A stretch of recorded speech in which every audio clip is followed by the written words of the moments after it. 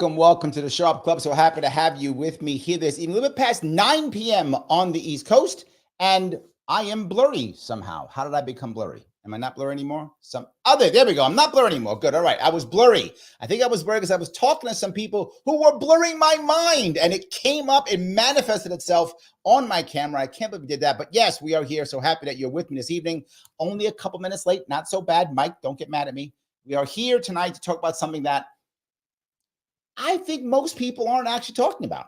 People have been talking about, the woman's vote or the black vote or the Hispanic vote, but people haven't talked much about just the male vote, right? What will men's voting affect this election?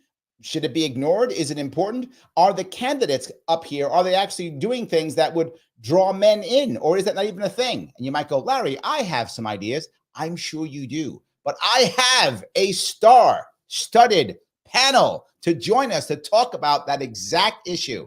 He is I guess I call him an activist. He's chair of Libertarian Party down in Duval County, if I'm not mistaken. He runs his own podcast. He is the man himself, DL Cummings. How are you, sir? Good. How are you? I'm doing great. Glad to have you. That's awesome. Glad to be on. There you go. And you are awesome, Dio. It's totally fine. Yes. In addition, I have here with me, he is an author and a great guy who I've met personally, had him on my show before. He's, I guess, kind of also an activist too, but more of a public speaker and author. He is the man himself, Adam Coleman. How are you, sir? I'm doing all right. I'm glad to have you. Thank you for having me. I appreciate it. I don't know if I would add activists to that list. I don't know. No, not activist? All right. Author for sure, though. That I know. Yeah. And public speaker. That's for sure you. Okay. So I got 2 out of 3. Not too bad. Yeah. All right. I also have to add my friend, the man who beats me up every time he sees me, but he still keeps coming. It doesn't matter what it is. Also podcaster. He's kind of a journalist, but then kind of an activist. He's kind of like both, but maybe all 3. He's all good. The man himself, Craig Jardula. How are you, sir? Great to be here, Larry. Thank you so much for having me on. I always have fun coming on the Sharpe way. I love it. I love it. So I'm going to bring up some stats, and I want to chat about these stats if I could. More women in America are registered to vote compared to men. The last stats I saw was something like 72% of women are registered to vote and like 68% of men, something like that. So it's a significant chunk. And then you go to voting and that chunk stays the same. It's a little bit lower, like 68% of women vote and like 64% of men vote, something like that. But the percentage stays the same, even though a little bit less registered actually vote. So more women vote and more women are registered to vote. Add on top of that, women we see, it's the largest gender gap we've seen ever since we've been paying attention to gender gaps, that more women lean left, lean Democratic than men, right? More men lean conservative or Republican than we've ever seen before. The gap is, I think it's like 18%, something like that. It's a big gap, whatever that gap is. Does that give Harris an advantage? Or is this just, it doesn't matter? Don't all jump at once. Off over here. I'm coming off the top rope. Oh, the top rope. It does not, Larry. It does not, and I'll tell you why. Because it's getting back to the old school ways. New dawn, new day, new times. Definitely seems like a time of acceleration. Everything seems different this election out than just the last election in 2020, let alone 2016 and years before that. And you know that. You're no stranger to elections. But I think it is kind of really uber focusing on that old cliche, right? It's the economy, stupid.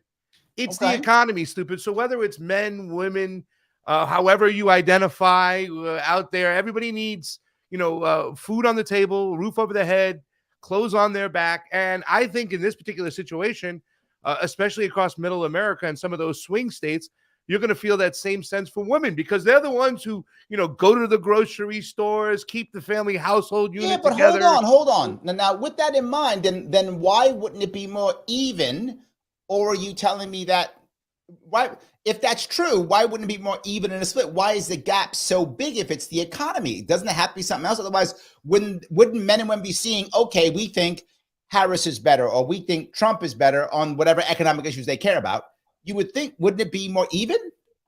I would think that, but really quickly, and I'll finish my point and hand it off to your guest. I'm so sorry for taking up the time, but what people actually say in a poll or out in public is different when they get into the booth and close that door and then go ahead and vote and stuff. So I don't think we're seeing that that particular, that number in the polling. We see that gap, but once they get behind that curtain, I think you're going to see a lot of women go ahead and vote for Donald Trump, specifically for the fact that they're struggling too as well, and they're seeing how hard it is to keep it together financially. Family unit.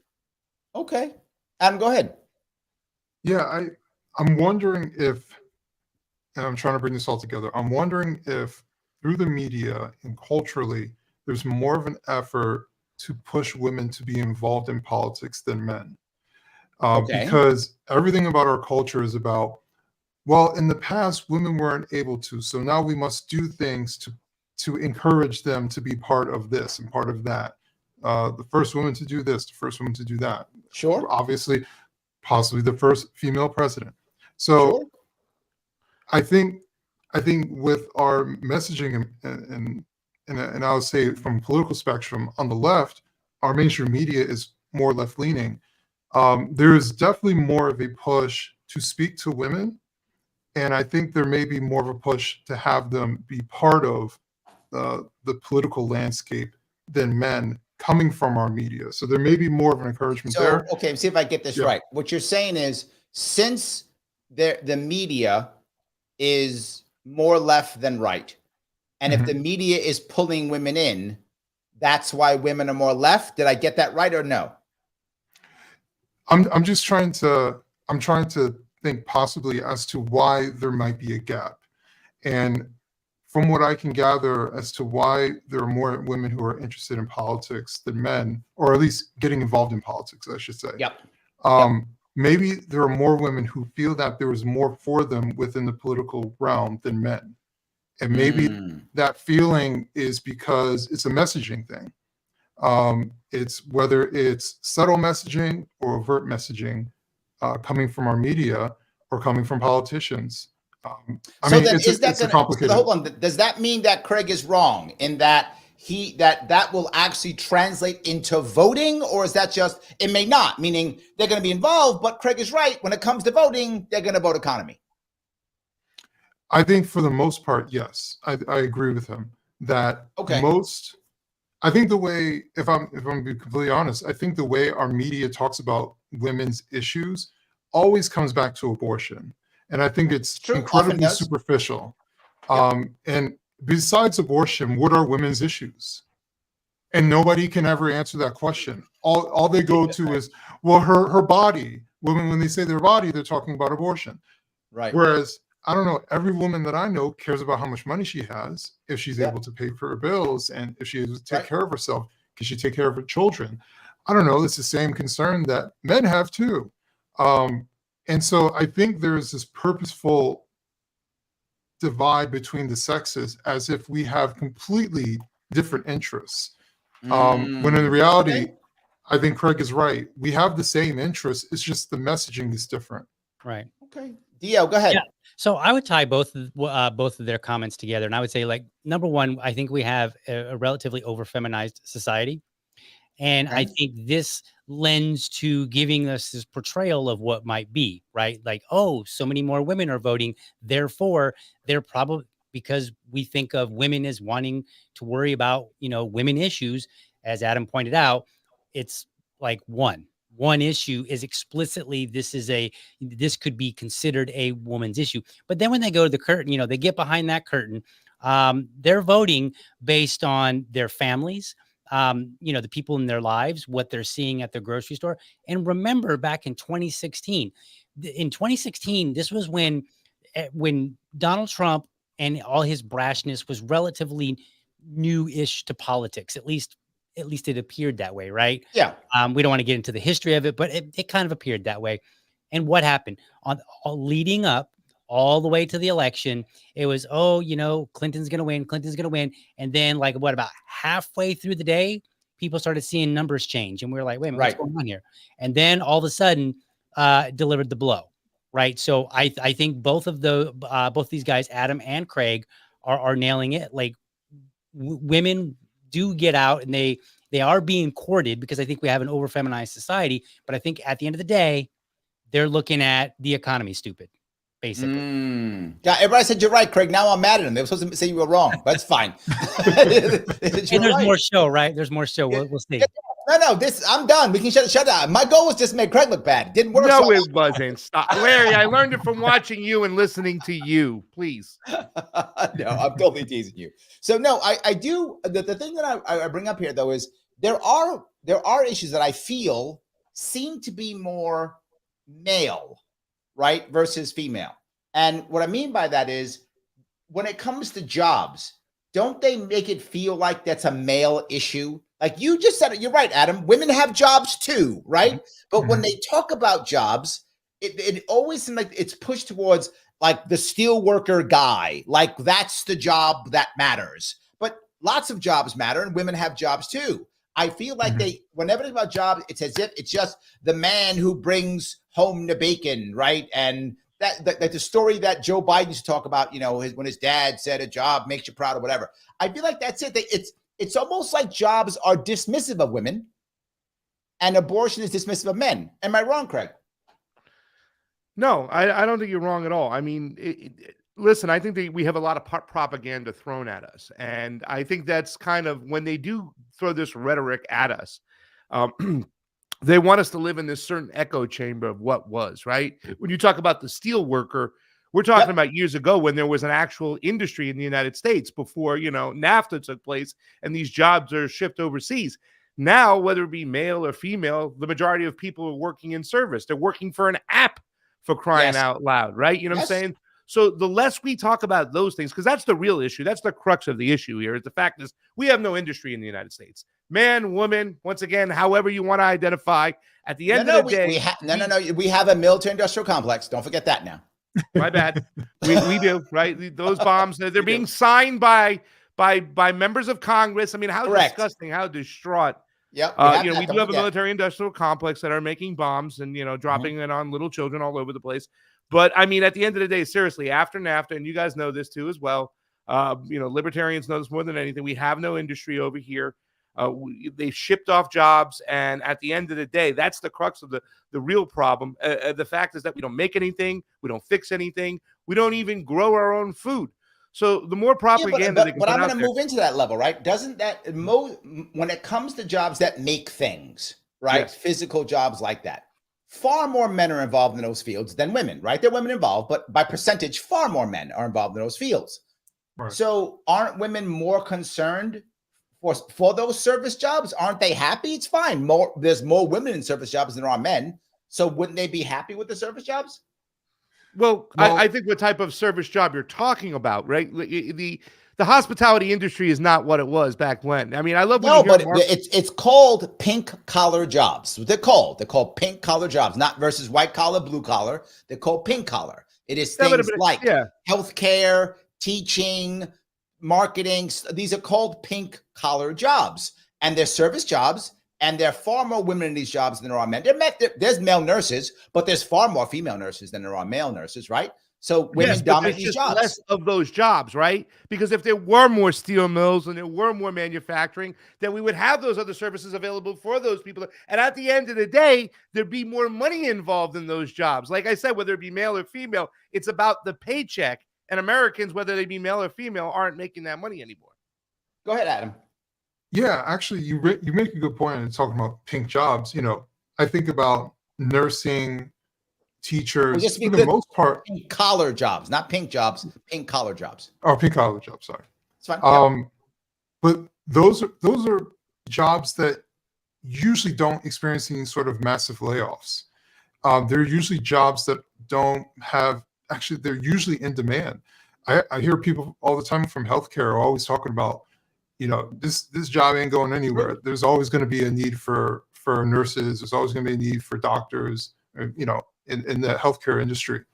And And so maybe the reason why it's framed as a male issue because the male jobs, let's just say, are the ones that are being shipped overseas. They're the ones who are being Okay. labeled as obsolete. You know, we're talking about Okay, so turning let me touch this piece then. trucks. Hold on, let Yeah, me touch this yeah. piece into this then, if you're going to bring there. Trump is talking about tariffs all over the place, right? So doesn't that become a male issue? Yay, tariffs, because that means now these evil people overseas aren't going to take my job. So now I get to have a job here, which is going to be building something like crazy. We don't build anything. So tariff everything. You'll have to make it here because it'll be too expensive to buy it someplace else.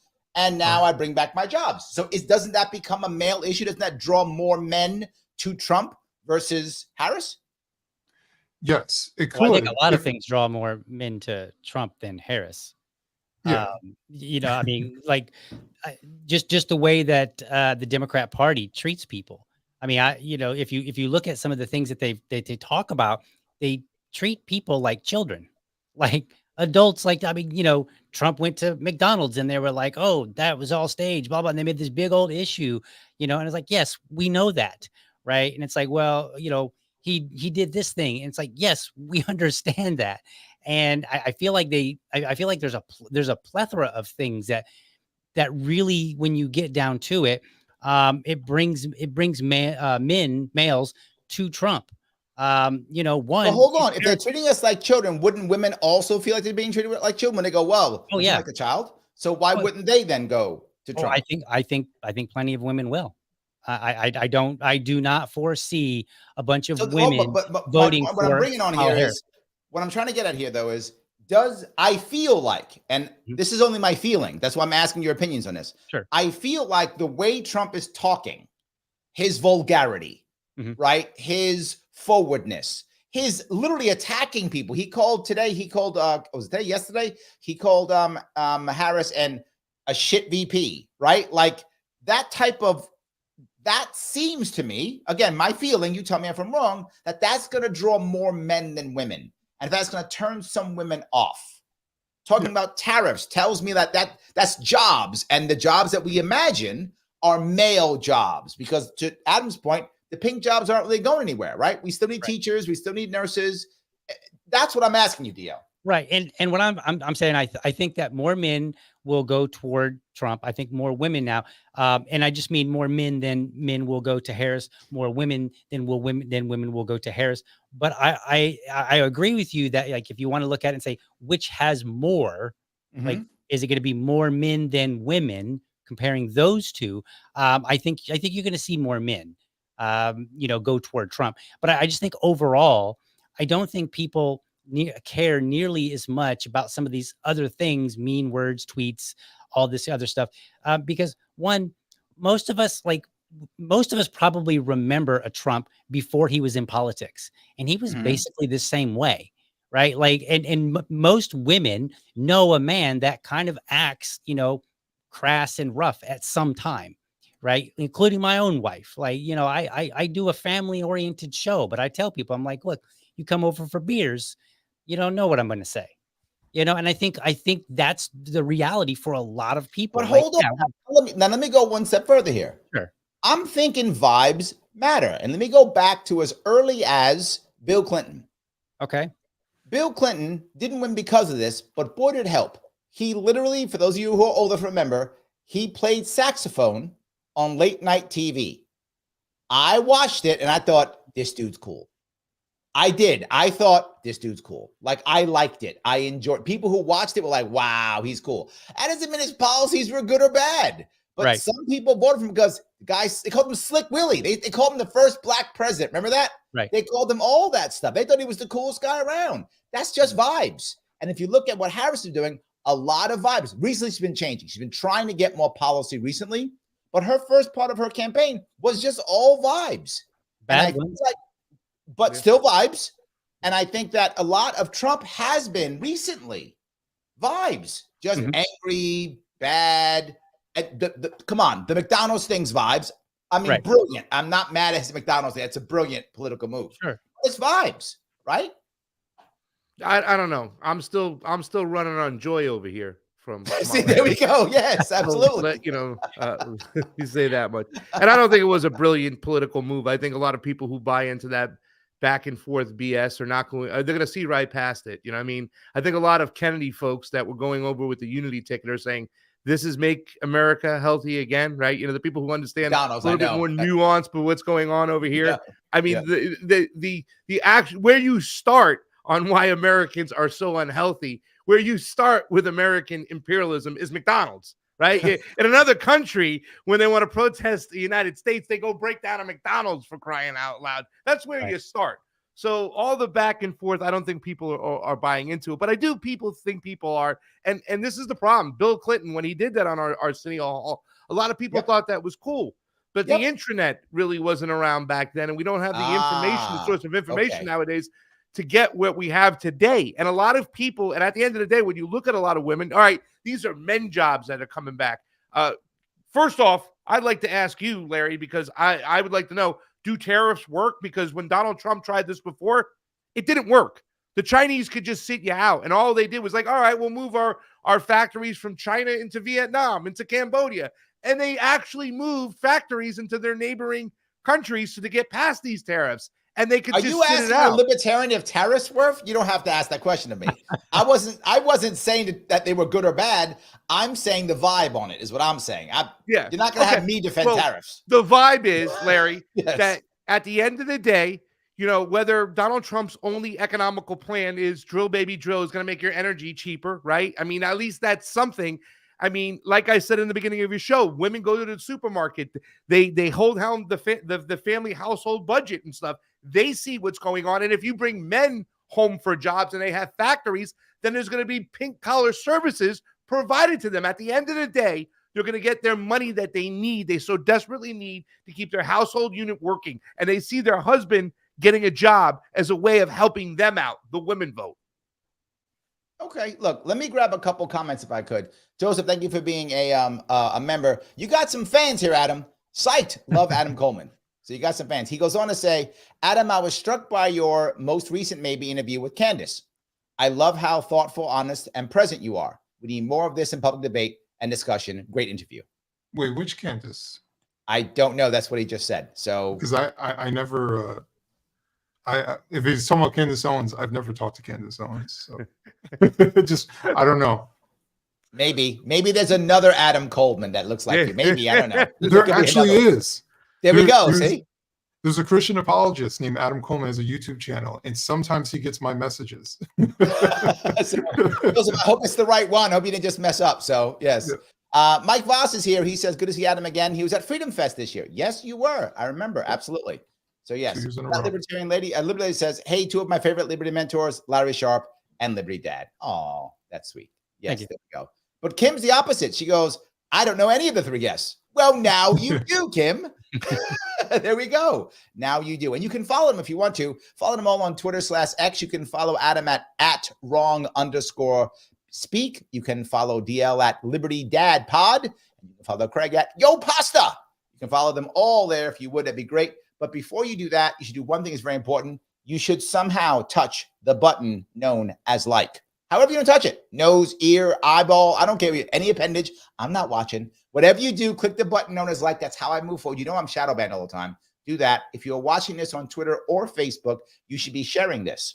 If you're not sharing it, that means you hate me. I don't want you to hate me, so please share it. If you have not subscribed on YouTube or follow me on Facebook, that means you are a mean person. So don't be mean. You're literally robbing me. Stop robbing me. You should subscribe on YouTube or follow on Facebook.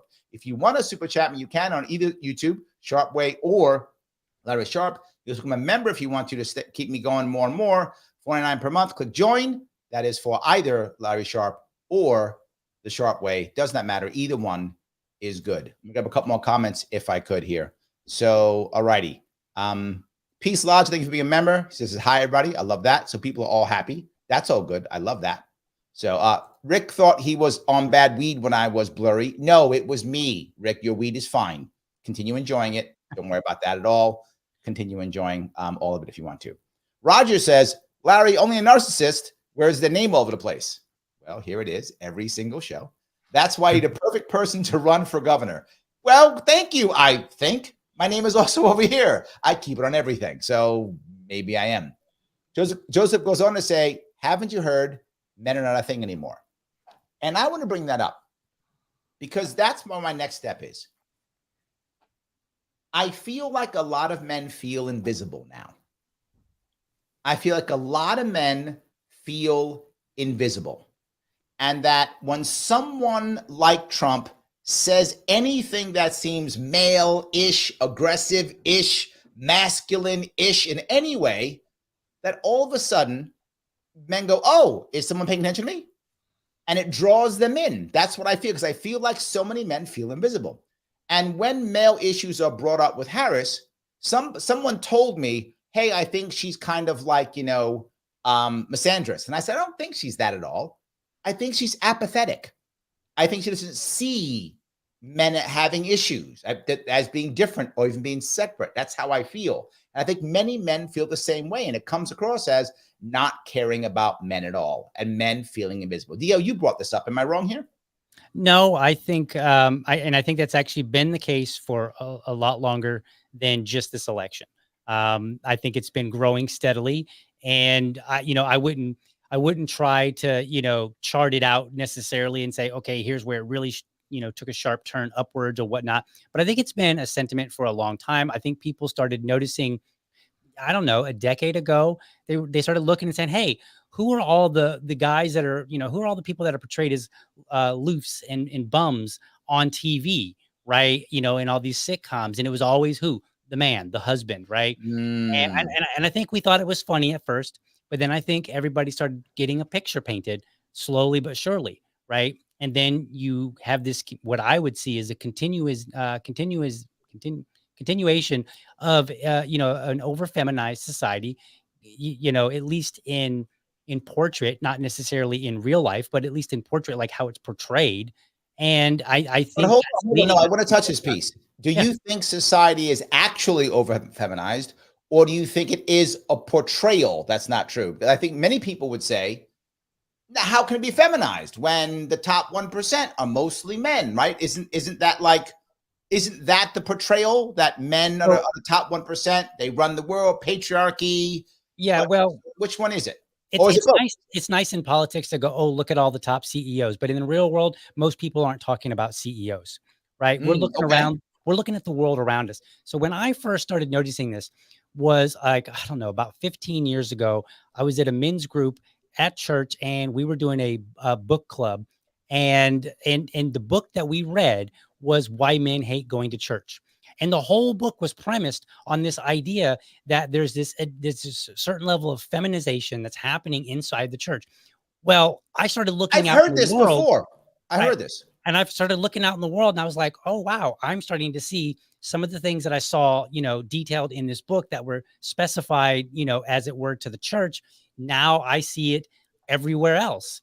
And so I think that, I think it's mostly portrayal, but I think there's a little bit of reality there, because we cater around women. So think about Mother's Day versus Father's Day, right?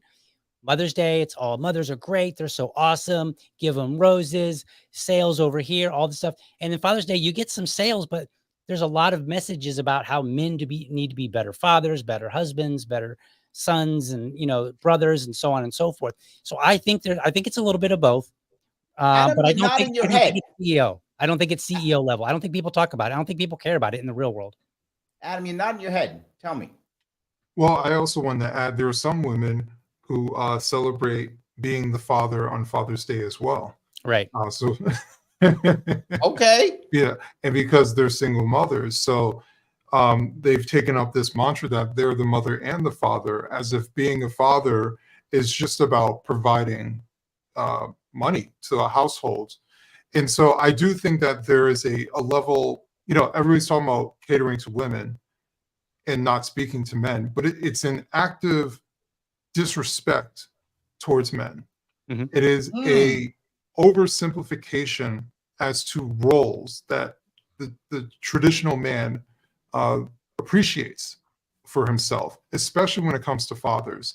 And even back to that phrase, I'm the mother and the father, it portrays that the role of the father is to bring money home. And so if you can bring money home, then who cares about the father? Guess what? You get to be the father. And it is said all those other attributes that men possess, that fathers possess, as far as raising children, they don't even exist. The mother can do all that stuff, right? And so then what we get is an over-nurtured child who never gets some sort of balance between healthy feminine and healthy masculine attention. And so, yeah. And then if we look at nearly a quarter of American children are growing up in separate homes from their parents, 80% of single-parent homes are headed by women. Yeah, we have an over-feminized society, and our children are growing up and becoming adults. We're seeing a lot of Gen Z kids. Okay, but hold on. So let me touch this piece then. From all that. If we have over-feminized society, does that mean these young men growing up are more likely to not care about gender and to vote for Harris? No worries. I'm saying, how do we, or does this mean the reverse? They go, no, I'm ignored, so Trump is being masculine, and I'm gonna go vote for Trump. And let me give you my own example. My father died when I was 11. I had no positive male role model as I was growing up. I joined the Marine Corps at 17. That saved my life. I was desperately looking for positive male role models. Marine Corps gave it to me. And I voted, my first vote was for George H.W. Bush. Of course, right? If I was 17, 18, joining the Marine Corps now, no doubt I'm voting for Trump. No doubt I would. Of course, that's where my head would be. I'd be all macho man. Right.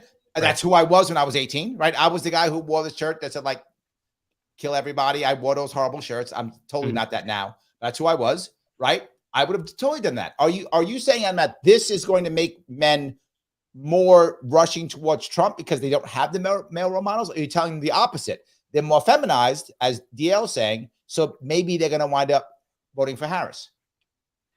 I think that it's actually a little bit of both. I think there are a lot of young men who are confused as to where they stand within the political realm, because even though they're men, they're not used to being around someone who's like Donald Trump, for example. Mm-hmm. They're not used to a brash fatherly figure or male figure. Like for me, I didn't have my father around, but I also didn't grow up around men.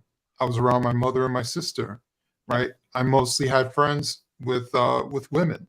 So the character of Donald Trump, and if, let's say, if I was to take him for his word, the grab him by the pussy locker talk, mm-hmm. I wasn't surrounded by that. So that doesn't appeal to me personally. And I think there are a lot of men who are similar to me, who understand more so of the feminized outlook of the world than, the stereotypical masculine. But let me give you the data right now. The data right now shows that young men and young women, meaning 18 to like 30, that young, right? The gender gap is massive. Younger mm-hmm. men are far more conservative by percentage than younger women. And young women are far more liberal or progressive than younger men. I mean, that's the biggest gap is actually there more mm-hmm. than any place else. It's at that 18 to 30. So I feel like the issues you're talking about are making men rush to the, I'm gonna use the guy's name because we all know who he is. We don't talk about the Andrew Tates of the world, right? Mm-hmm. The more masculine, macho men, whether you guys like him or not, but people like him. I think they're rushing towards these types of men. To your point, Adam, they're looking. Now, again, if it was me, if I'd had the Marine Corps, I might have done also. But I luckily had more male role models in my life. Without that, I might have been following Tate too. I don't know if I was 17, 18. I don't know. Craig, you've been kind of. Are you mad at me now? Did I mess up? Or are we okay? No, I'm just listening because I can tell you this much. And I'm sorry, Adam, did you have something to finish up on? Because I have nothing important to say. In fact, you hit it on the nose. Especially when you're talking about a state of confusion, right? Like, I wear a tinfoil hat at times. I always believe that there's a ruling class that has a greater goal, an agenda of sorts. I believe that's why we see so much of big pharma that's involved in the family unit and with children with our drugs, right? A very confused, over-medicated society is a very easy society to control. And when this issue right here, I think that at the end of the day, I mean, we have a nation full of virtue signaling, right? Now we have to go out there and we have to state our position. even when it wasn't even when we didn't say anything about that particular situation or it came into question, it's like we have to say right off the bat, well, I'm not a racist, but let me say this first. I have to state that right there. And I think we do have a society of saying, okay, you know, I'm for women's rights. I understand there's a history of abuse towards women and minorities. So therefore, we have to overextend it, right? And we have to be extra feminine right now. We have to demasculate ourselves because, you know, the patriarchy has gone on too long. And if we want to have a fair society, we have to knock it down. I think with that being said, there comes a lot of confusion out there, especially in that younger age gap right there. You know, people are put into situations where they have to pick a team, pick a side, pick an issue. There's no nuance there. So it takes them a while for them to figure it out and come out of this whole situation with a mentality of like, hey, man, you know, I'm going to feel this way because of X, Y, and Z. I'm going to feel this way because of D, E, and F, you know? So, I mean, I think over and all, I don't know who said it, which CIA agent said it a long time ago. He talked about it when it came to our media, which we consume, and it came to it also applied, to, you know, the family unit. The more confused the society is, the better we off as the ruling class to keep everybody under control. Because everybody's then yelling at themselves, right? They're yelling at your neighbor. Why are you being such a toxic, male, over the top, masculine? You know what I'm saying? We're yelling at each other rather than looking up and yelling at the ruling class. And I think this topic right here also bleeds into that same theory. Right. It's like that meme with the fish tank, and you've got like the really exaggerated conservative fighting the exaggerated liberal inside of a fish tank, and then the fat cat sitting outside of it, kind of grinning and smiling, watching, you know, and that's basically what it is, right? Like, if you wanted a 2024 version of Gladiator on a societal scale, that's what we have right now. Right. We're just arguing over stuff. And the funny part, or the sad part, is that most of the time the arguments are not even really informed. It's just it's just people yelling. They've picked a side. They've determined which side they belong on. And I mean, let me touch that piece. I did a show on this the other day, and I just want to show you. This is New York. A guy, I got this sent in the mail. New York, abortion rights are on the line. You got to vote for this guy because the stakes are too high. Okay. It's a New York State local election. This is not an election that goes national. There is literally zero chance of abortion rights being affected in any way in New York State in the next at least 20 years. I'll bet anybody, any amount of money, whatever you want, I will say yes to. Not going to happen, right? It is codified in law in New York State. And the Democrats have a super majority in our assembly, and a Republican has not won a statewide election in my state in 22 years. Where I live, Republicans don't even run anymore. Democrats run unopposed. So no chance. But this came in the mail. To your exact point, DL, why are we fighting over that in New York State? Again, if it's a federal, I get it. There are some states where that's an issue. Not here. Right. I did it just because I'm validating what you're saying, DL. I'm sorry. Go ahead. Yeah, no, absolutely. And as long as we keep fighting each other and we fail to recognize all the areas for which we agree on. And in many cases, now, if you're if you're a super staunch conservative and you've got a super staunch liberal, you might not find too many areas of common ground. But the truth is, there's actually a whole lot more. When you start looking at the whole world, you know, if I were to go, like, I'm personally more conservative, but I have liberal friends, and when I talk to them about everyday life, we generally agree. We disagree on policy, usually the farther out from us that it gets. So once it gets to foreign policy, some of my more liberal friends and we have really, really sharp disagreements. But when we're talking about, like, how should somebody be treated in the workplace, we generally agree. Right. But we don't, but that doesn't, we lose sight of that while we're fighting. And so then the fact that's the ruling class, they keep going. Let me grab. Can I say something, Larry, too? Let me grab super chat real fast. Go ahead. Look, Peace Logic says, thank you for 1999. Appreciate it. Grade schools K1 through 12 appear heavily affected by identity. LGBTQ+. Something has gone wrong here. I'm gay, so I want people to be what they want, but it does look like the left has lost its mind. So I'm going to bring that piece up. Go ahead, Greg. What do you want to say?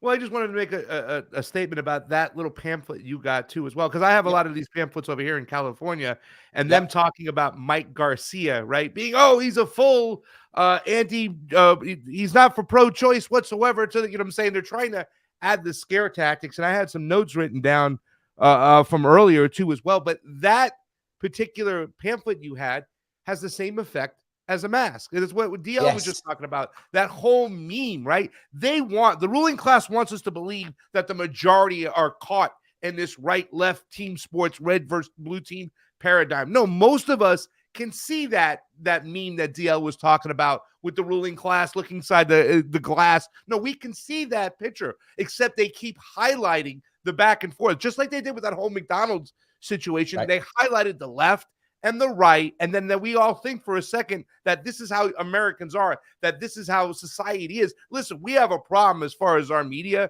is consumed and where people get it from and the censorship that's coming into play. This is some serious stuff. Mm-hmm. I don't know if you know this, Larry, you probably do, but Sputnik was taken off the radio in DC. I know you've gone on a couple shows back in the past before, and also Rebel Media, not the one from Viva Fry and the right-wing one, but the left-wing one, the Ben Swan, the affiliate. They were also taken down. People like Rick Sanchez, who used to have a show on MSNBC before the mainstream media kicked him out for not playing well in the sandbox. Him, just like Larry King, they ended up at RT and these other networks. Yep. That's being taken down. The censorship. Yep. I mean, these are the issues and this is why I matriculated to the Libertarian Party and liked it so much, is because these issues are the most important issues and nobody's talking about it. Instead, they're talking about Donald Trump and Kamala Harris and the whole McDonald's thing. And that is the real big problem in every single issue. They keep us divided, fighting each other. Absolutely. All right. I want to make a comment on the super chat that you just put up. And this is no disrespect. I can't remember the person's name, but no disrespect to them. But notice what we just said a few minutes ago. I think it was Adam that made the point that we have to. No, it was Craig. Was it Craig? We have to preface stuff, right? Mm-hmm. And so this wasn't really a preface. It was after the fact, but it's like, hey, made a point. Okay. A point that I agree with. But then in parentheses, I'm gay, right? So it's like almost like we've been conditioned to have to identify ourselves so that other people know we're not the hater. We're, rather than people evaluating and saying, what are they saying? Because to be honest with you, grade schools, K1 to 12, appear to be heavily affected by identity, LGBTQ+. Something has gone wrong here. There is nothing wrong with that statement. Now, people could argue and say, I don't think it's been heavily affected, right? They could make that argument, but there's nothing inherently wrong with that statement that should require somebody in any way, shape, or form to have to say, by the way, here's who I am, so that you guys don't get too pissed. Not us, obviously, but But that's where we are as a society. It's crazy. And I'm going to make a judgment on that. I think that's feminized speaking. To your point, DL, I think that is feminized speaking. It would never happen around a campfire. Yes, I would never say, as a man to you guys, blah, blah, blah. As a black person, blah, blah, blah. I would never say that. That's feminized speaking. Presenting who you are first and then saying the thing, because then it's okay. I can say the thing because I am the thing.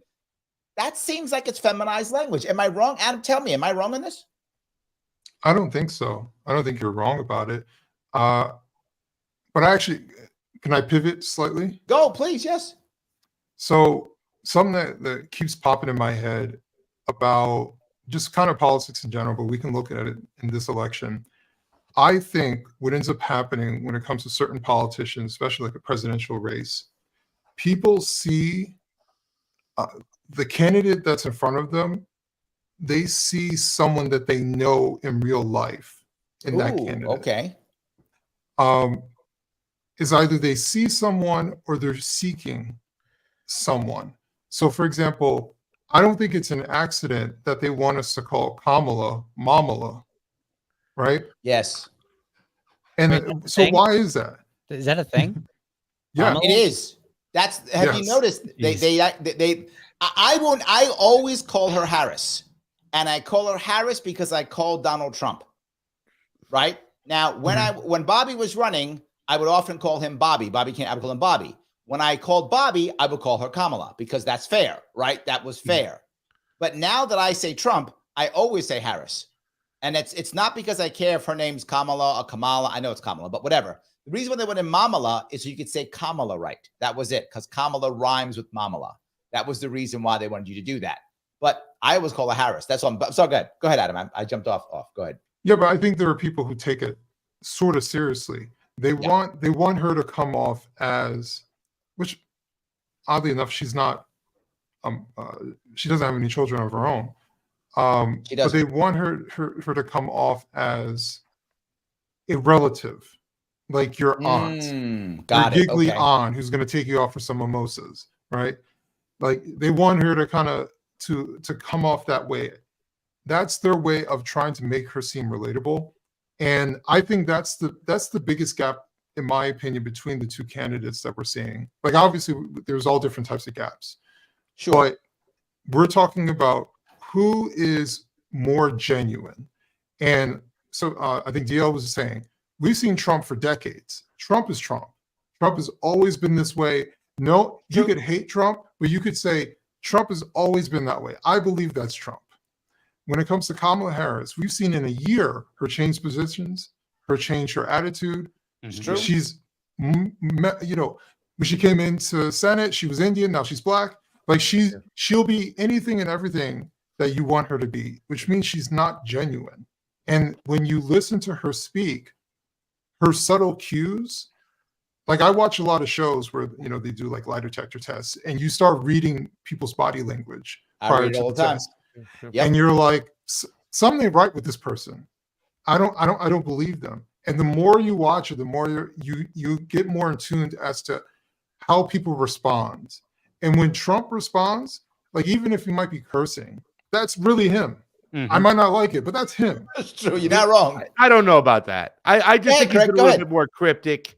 He's been a different candidate that he was in 2016. He used to mention the donors and the ruling class all the time. We saw him in South Carolina. Remember, he doesn't even mention the donors and the ruling class anymore. He's a completely different candidate in my mind. Now he blames everything on immigrants and communism. I mean, I think it's just a completely, totally different bait and switch. Not to say that I support Kamala. I mean, I'm here hanging with Larry Sharpe because I believe the way forward is outside of the two-party duopoly. And that's why, I tip my hat off to Larry and DL for rolling in that party because, witnessing what I saw there.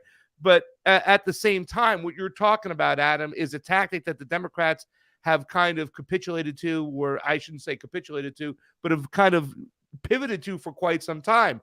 Make yourself relatable with the everyday voter, right? Especially where you're a victim. And by doing so, therefore, you have to create more victims. And now everybody's a victim.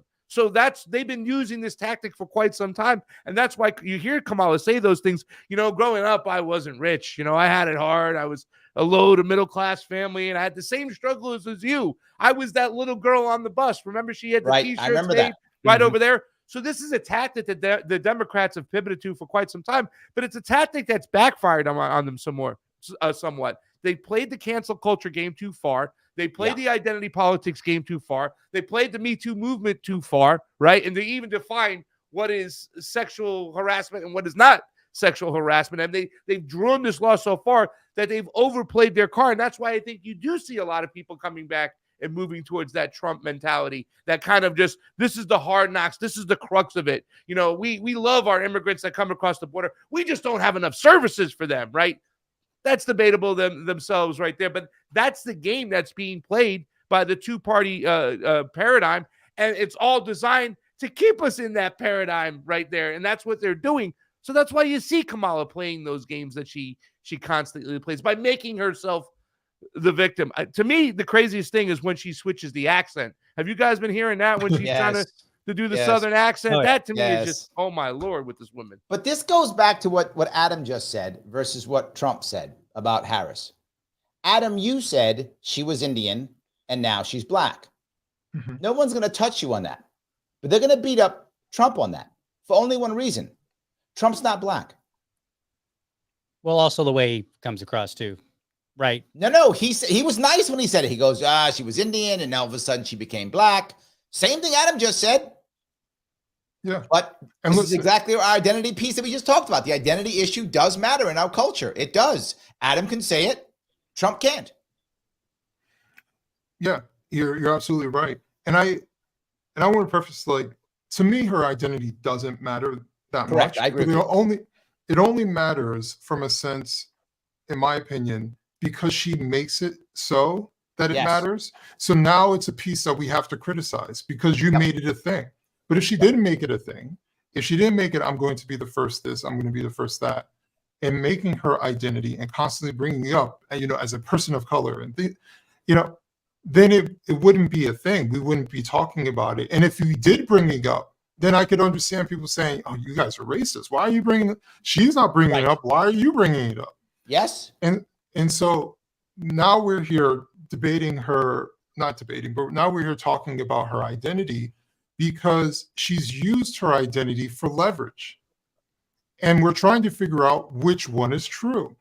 And it But hold seems on like, now. Let me yeah. touch this piece here, right? Because Mhm. I feel like, and this again, you guys think I'm wrong. I'm giving you feelings. I'm playing my feels. You guys tell me if my feels are wrong. All right. So I feel like what you're saying now, most men get annoyed. Yes. I think right now we're annoyed at this. Like, why just stop? Like, we're annoyed at this. But I think My most wife gets women, annoyed. but I think most women don't get annoyed. I think the reverse. I think most women go, leave her alone. Let her do what she wants to do. Let her be herself. Leave her alone. Why are you being mean? You're misogynistic. You're an ist or a phobe. You're some type of ist or some kind of phobe, right? That kind of thing. Am I wrong, or am I wrong on this, or am I right? No, you're right. It's the difference between how men and women deal with confrontation. Women are more passive when it comes to confrontation. They do things differently. Men are more confrontational. They're more overt with the confrontation than women are. So yes, they're going to be, even if they don't like it, they're not going to make it known more often than not that they don't like it. They're going to put on a face because they're going to see themselves in her, because they wouldn't like it. It's a very highly empathetic way, but you end up protecting someone who's abusing something. And that's what she's doing. I think that she's abusing identity. And I think the reason why she's abusing the identity of being Black all of a sudden is because while she is of Jamaican heritage, what she is doing is using the Black American story, not the Black Jamaican story. Correct. And she's making the Black American story hers. And for me, generally, don't care. But I do have a bit of an issue if you're using someone else's story, just like I have an issue with Black people who use slavery as an excuse as to why they're lazy today. Like, no, do something for yourself. Just because your hypothetical ancestor was a slave, which you don't even know their name, or if they even exist, which, by the way, a lot of Black people don't have lineage of slavery in America, but that's a whole different topic. But for her to use someone else's or another culture's story to make it her own and pop up in church like, sister, yeah, like, like she's appropriating. It's literally the thing that the left talks about, cultural appropriation. She's literally doing. What I'm hearing now, though, is several of you talked about things that, okay, are more male than female. But I'm going to ask again, is Craig still correct? Will all of that stuff that we talked about, when those women get into that booth or get their fill, will they go, yeah, but wallet Trump? Or will they go, no, I hate that guy. No, he's terrible. I hate the vibe. I can't stand he's a misogynist. He's an hysterophobe. No, Harris. I think a lot more than the Harris camp is, I think a lot more will than the Harris camp is expecting. I think that's what'll happen. He's saying I'm right. That's all I got to say, Larry. He's saying I'm right. Yeah. So since we're talking about men, let's put this in the context of like just a husband-wife situation, right? Like, how many husbands out there have been arguing with their wife, and then they decide like they've got their opinion. They might tell the guys around the campfire, be like, man, she was driving me crazy, blah blah blah. But at the end of the day, yes, dear, I'm gonna go and do that, right? Like, because and I'm not trying to dog on men. I'm just trying to say what people will argue about, what people will have conversations about, and then what they ultimately do are not always the same. Because when you arguing, when you're debating, there's not necessarily the cost per se, but when you like pull a lever or whatever, punch a button for your vote, once you do that, that's an action now that you have to say, do I want this or do I believe this that much? Right. But And let me cover two parts of this. First, that will play out. Dan is kind of on your side, but I also want to talk about what Adam talked about here, right? Dan says most middle America will vote as families, good, stable families who have discussions among husbands and wives, and then they'll connect the struggle. That used to be true. I remember that. I remember, back in the day, that's kind of how it was. But let me go to Adam's point. A bunch of people aren't living in the same households anymore. Those traditional families are less and less and less of them. And I don't know how much that rings true anymore. Yeah. And I would actually go a step further. Even if it's an intact family, we have a far more individualistic culture than we did before. Also true. And so the husband and the wife is a Republican, one's a Democrat. Everybody just does their thing, right? And if the kids become 18 and they go to vote, they do their thing. Everyone, so there is no family cohesion as to in this household we believe these things. That's not a thing anymore. You'd be seen as someone who's oppressing other people with your views and ideas. Same thing if you try to have a household where everyone is of the same religious viewpoint. Why are you forcing me to believe these things? I want to believe the things that I want to believe. So it's that's not a thing anymore. Can I say something? Yeah, I think go ahead. that there are less of family units. Like you said, there's a lot more individuals, and we do have an individualistic society. But guess what? More people are struggling. Our generation can't buy houses. They can't get the things they want. And Larry, listen, some of the things I love about the Libertarian Party and the Fed, but go around and ask men and women in New York, just go out in the street and ask them, where does our money come from? What is the Fed do? Right. They don't know. No idea. All they know is that green gives them things they need. And at this particular stage of the game, it's a little bit different than that green getting them the extra things they want. They get them, and that green gets them the things that they need, right? And that's just the crux of the whole situation. So whether it be families or individuals voting, they're still going to vote with their wallet. They always do.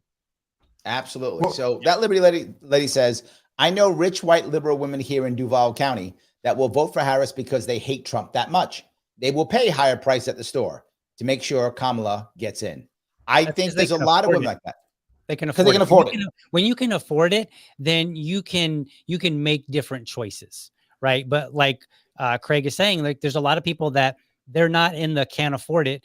And so they're going to look and say, all right, who's going to get me to that better place? Like whether they know, whether they can articulate exactly how, which particular policies, doesn't really matter. They're going to look and say, all right, who's the one that's talking in the way that sounds like my life is going to be better, right? And I say that the identity politics and all that ain't it. And I think also the code switching and all the other language tricks that basically obscure what they actually want to do, I don't think that is. And that's why I think there's an appeal for Trump, right? Because like who has ever said, well, Trump said this really mean thing, but I don't think he really meant it. I think he's actually a softie behind. Like nobody says that because they actually believe him, because we tend to believe people when they're more crass. We believe them more, right? Because who's going to put out that crass statement and risk offending a bunch of people for something they don't even believe? Like that wouldn't even make sense. Let me grab a quick super chat if I could. Ryan, thank you for the $5. Even Kamala's TV ads are really cringe and make her unlikable. Also, the ads being peppered with lies don't help her, in my opinion. This is an issue that I feel, I've been saying this before. Harris is not a good candidate. No. Right? She's a bad candidate. They pick someone who is not likable, who's not good live, who doesn't really care about policy. Like she's not even a policy wonk. Like, even if you don't like Elizabeth Warren, the woman knows her stuff at least, right? At least she knows what she's talking about, if that makes any sense, right? Whether you like her or not. You look at Harris. She's a much better liar, Larry. she's a Right. much better liar than Kamala Yes, Harris. yes. Kamala I starts said to candidate. cackle and I said candidate is what I said. I didn't say politician. I didn't say Sorry, actual my bad. senator. I Candidate. misunderstood the Yes, question. yes. And But as Larry, a you do candidate, understand, he's like better. what DL was talking about, that more people do believe, honestly, that the economy is just broken. There's a lot more Yes. people today that believe the economy is broken than ever before. The only thing I can't understand is just like before is that why do they believe that anything was any different than with Donald Trump? I mean, yeah, you want to tip your hat off to him for trying to throw some tariffs on the Chinese at one point. It didn't work, but at least he did try and acknowledged it. I mean, drill, baby, drill. If all your economic plan is to make your energy cheaper, you're not talking about the crux of the problem. You're not talking about the real issue. And that's what we talked about earlier, is the fact is we don't have an industry anymore. Even in Hollywood, even in LA, they're losing their industry. People are going to Canada. They're going to other spots to shoot. They're films. going to Toronto. There's no they're going to industry Georgia anywhere anymore. Yeah, it's true. Absolutely. Let me grab, if I could talk to the people here. If you're watching, do me a favor, guys. Click the button that is like. You've been watching for this not this long. That means you like it. So don't be stingy. Hit that like button. Slam it with something. Coffee cup. I don't care. Whatever it is, please do so. Please share if you don't mind. If you're watching on Twitter or Facebook, share it, retweet it, repost it, re-exit, whatever the thing is. If you have not subscribed to me on YouTube, or you haven't followed me on Facebook or Twitter, you're a bad person. Don't be a bad person. So instead, do the follow, do the thing. If you want to super chat me, you know what's can. I love super chats. You want to become a member so I can keep doing more and more of this? Well, yeah, I want to do that. Click that join button. $4.99 per month makes everything go a whole lot smoother. Lastly, no matter what you do, follow these three gentlemen. They came on here giving you some real ideas, trying to help things out. They got a lot of cool stuff going on. You can follow Adam at wrong_speak. You can follow DL at Liberty Dad Pod. You can follow Craig at Yo Pasta to make sure that you follow them and you know what's going on. I got so many more comments I want to go through, but before I do that, DL, tell us what you're doing in general. So let us know what's going on. So as you mentioned, I am the chair of the Libertarian Party here in Duval County. So I'm keeping up with that. You know, we're just trying to get out and, you know, keep our name active in the community in doing things when we have an opportunity. So it's a little quiet now because we don't have any candidates running.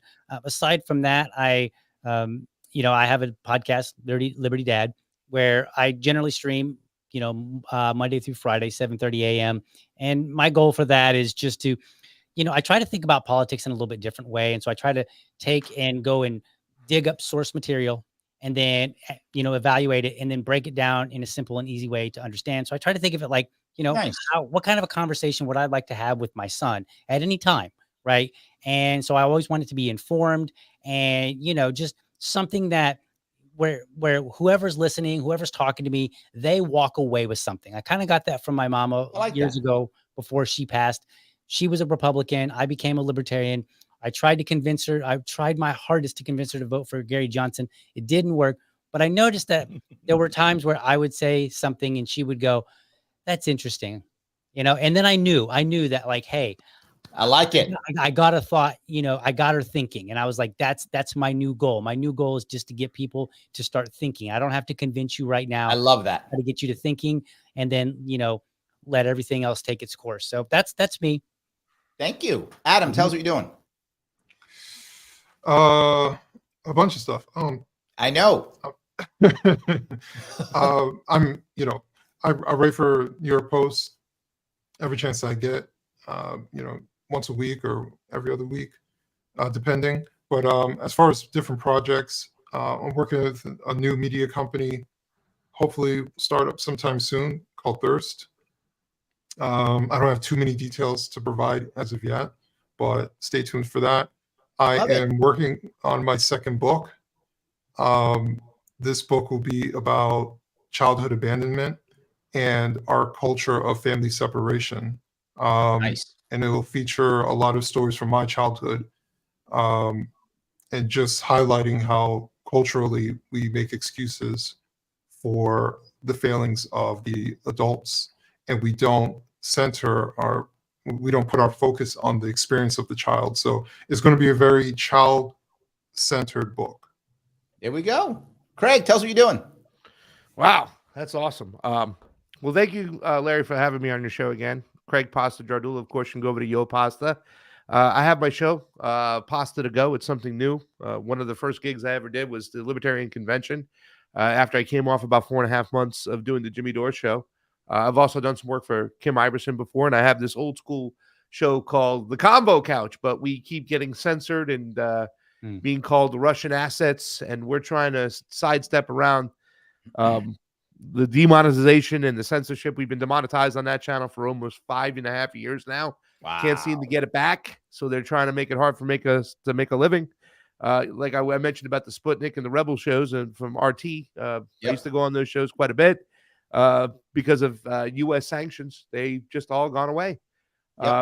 So I'm just trying to find new gigs. I still do a show on WBAI in New York over by you. Yep, I know it. Do it once a week over there, trying to maybe come up to Westchester? York. What's that? So Westchester County? WBAI New York does the greater area. What do you call that? The tri-state area over there. So it does get out the west. It does get out to Westchester. It has it does have an FM signal too as well. Today I was just on with Kara Castronova. She's a populist right on, I think it's 103.9 Patriot Radio New York. There we go. I love it.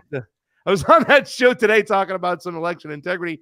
But yeah, man, I'm just trying to do my best to keep things going. So you can always go to Yo Pasta, check out the events coming up. I will actually be covering the free and equal debates where Chase Oliver, the Libertarian Party, as well as Jill Stein and another candidate will be debating. I think this is the third or fourth time they're doing it. This one's in LA and Hollywood, and I'll be covering that and hitting both Chase and Jill Stein with some hard questions. I like it. That's great. Before and after the debate. So I'll get them. All right, let me grab some more comments. Kintsugi says, I totally agree with Adam. The media is overwhelmingly left-leaning. There we go. Kintsugi, I've been trying to tell you, DM me on one of the things. I need to talk to you about something. So DM me. You and I need to chat. Also, if I grab Peace Lodge, another $9.99. Thank you. So is Trump surrounding himself with people that will probably advise him? Gabbard, RFK, Elon, Matt Taibbi. Will these advisors / cabinet members make a real difference? This is an important question. Oh, okay. Go ahead. Go. No, because he's not listening to them. I mean, shortly after he had RFK join his team, he was on stage in the debate stage bragging about ventilators, right? Make America healthy again. Does anybody want to talk about the fact that we said when you start at our unhealthy habits as a society, when you start with our imperialism, you talk about McDonald's, right? They throw it when they're protesting in another country against the United States, they trash a McDonald's. It's everything about empire and us eating unhealthy every single day. Remember the whole thing with the Big Mac, the way you can leave it, it won't even decompose. I mean, he's not listening to them. And Tulsi Gabbard is not the same candidate she was. I mean, that's where I met a lot of my libertarian friends was in New Hampshire on a Tulsi Gabbard campaign. And I made these bonds that I'll never, ever lose. There were a lot of libertarians jumped on a Tulsi train. You're right. The protection of our civil liberties. Yep. She's not a non-interventionist anymore. I mean, she went to Africa with the military shortly after she endorsed Joe Biden on what she called an anti-Islamist fundamental, she went to help destabilize another African country. These are not the same candidates. They're not being listened to by Donald Trump. They have no part of their legislation. Donald Trump wants their votes. He's going to take their votes and do what he does to a lot of his contractors in New York there. Get rid of him. Move on. DL, go ahead. Is he right? I think so. And it's funny that you made that comment about, getting rid of contractors. If you look at his first term, he, I don't remember exactly which one, but he had like a high cabinet turnover rate. Like he would bring people in and then let them go. Now I can't compare. I didn't compare that to others, but I just look at it like just on its own. I was like, man, that just seems like a lot. Like, are you not picking the right people that are going to work with whatever vision that you have? Are you that much of a tyrant? Like, what is it that's causing you to have to kind of cycle through these? This is why even though I'm a libertarian, people are like, oh, he's going to put a libertarian in the candidate. I'm like, or in the cabinet. And I'm like, have you seen how fast people go in and out of that cabinet? I don't know if that's going to be all that impressive. Like, hey, before we finish talking about the libertarian candidate that we might get, they might be let go. That's good. Well, Adam, what do you think? Well, I actually want to reply to what he was saying about being able to those turnover. I think one thing we have to kind of remember is that the federal government is filled with people who work in multiple administrations. So these are career employees, whether they're at the White House or, or wherever, whether they're staffers. These are people who cycle through different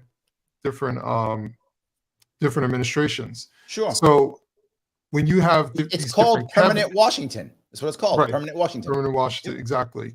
So when you have these different cabinet positions, you have people who may have been in one particular department. A cabinet position opens, they know somebody, they apply, and they get that cabinet position or something of that nature. Yep. But they bounce from job to job. And so if you're someone who's in permanent DC, and what I was told by someone who in the media, but who would be more so in the know, what she was telling me was that a lot of people who were in that position didn't want the stain of Trump on their resume. Didn't want the Yes. idea of, I worked at the Trump administration, because when Trump is gone and it says your work history is working with Trump, they didn't want that. So Trump actually had a really hard time finding people to fill these roles, which is why he would appoint weird people to different roles that he just saw on TV and stuff like that. We were just thinking he was crazy. But the reality was that he had a whole bunch of empty positions because he couldn't fill them. And then for some of them, he was just like, I don't know, that guy I see on TV, how about him? He's just doing everything he possibly can. So now, obviously, that comes down to him, right? He made himself, you either love him or hate him. And there's a lot of people who do not like him. And when you make the federal government your enemy, then a lot of people who work in the federal government who would normally fill these roles don't want to be associated with you. Okay. Well, that's interesting, because I never heard that excuse somebody's made for Donald Trump. I've heard people make a lot of excuses for him all the time. That one in particular, that's a new one. Listen, I think at the end of the day, it's Craig. Hold on, I have a subscribe just for you.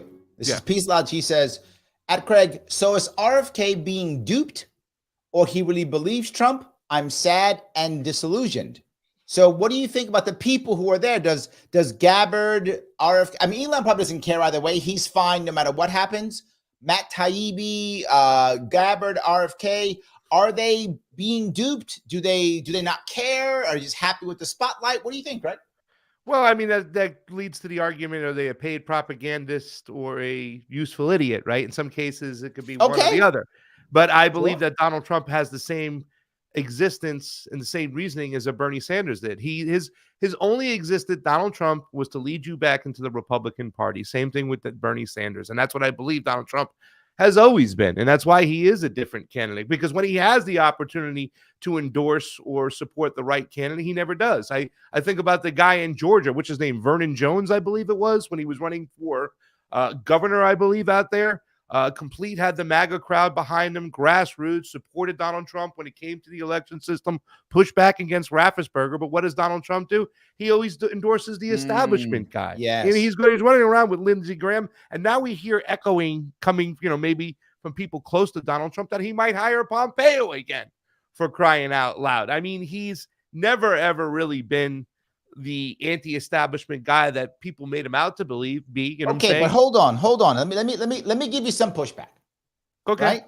Tomorrow he's doing a Maha event with all the people together, 8 p.m. Yes.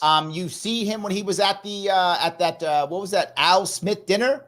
He was talking about Tulsi Gabbard, talking about RFK Jr., making him feel good, all the goodies. Isn't that a change? Isn't that bringing the unity people back together?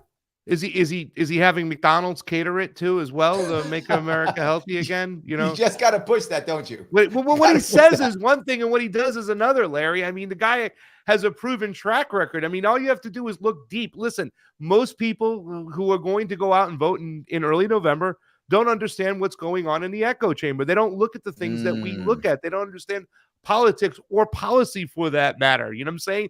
That's why it's so great when you see, people like a Chase Oliver get out there when he goes to a Pride event, which DL just talked about, you know what I'm saying? And he starts talking about the Libertarian Party. He starts talking about the values. People didn't know. The first time I heard Spike Cohen speak, I was like, oh my God, this is awesome. Because people simply just don't know. And Donald Trump can say one thing, but then act a different way.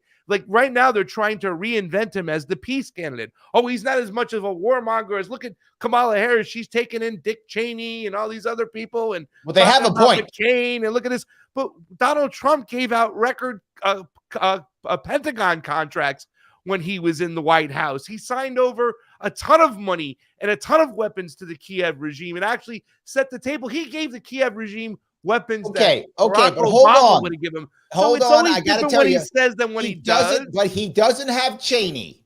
That's all I'm saying. That gives him a benefit no matter what. He doesn't have, and he fired him. He hired him.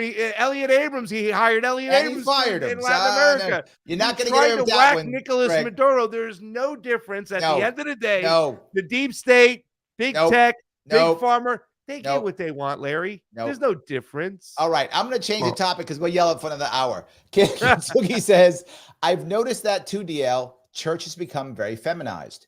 I think this feminization piece is a piece. I see it in schools. I see it in most of our institutions. And not that, let me be clear. I'm not saying that we shouldn't have feminized aspects of any institution. I'm not saying that. My fear is, this goes back, we talked about young men feeling invisible, right? Men feeling invisible. And then my biggest worry has always been this, and I talk about it all the time. There's around 8 million men in America now who've just checked out, who aren't looking to find a relationship, don't want to have a family. They're called NEET men. I used to state this often. It's N-E-E-T. Not is the N in employment, education, or training. None of the three. They're not in school. They're not working. They're not in some programs so they can get work. None of those three. They are literally just at home in front of screens and saying, I'm done. I don't care if I make enough money. I don't care if I ever get a girlfriend or a wife. I don't care if I have kids. There's about 8 million of them right now in America. And those 8 million men are just waiting for some guy to show up and go, hey, let me tell you who to blame. Here's your armband. Please join my army. I wonder how many of those 8 million men come from single parent homes or divorced households. Most of them do. Probably. No, that's data. Most of them do.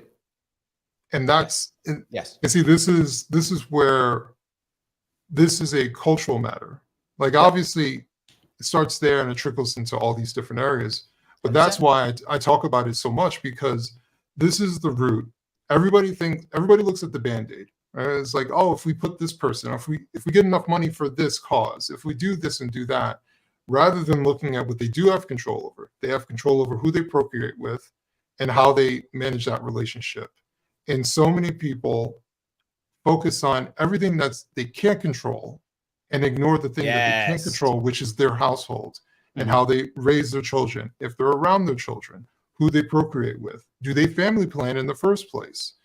And I think we've become the society that moves off of whims of emotion. I say that adults get to act like children who get to, do everything at a whim of a decision and how they feel in that moment. But they expect children to respond like adults. So, if I'm not happy in this relationship, I hear this excuse. I heard this excuse recently.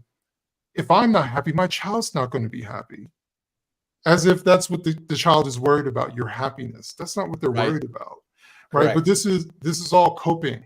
Right. And it allows for them to say, well, I'm going to drag my child behind me because they have no choice but to rely off of me, and they'll be okay. And if they show some sort of problem, we'll patch them up by sending them to some therapist, and they'll be fine, because at the end of the day, I'll be happy. And if I'm happy, they'll be happy. Right.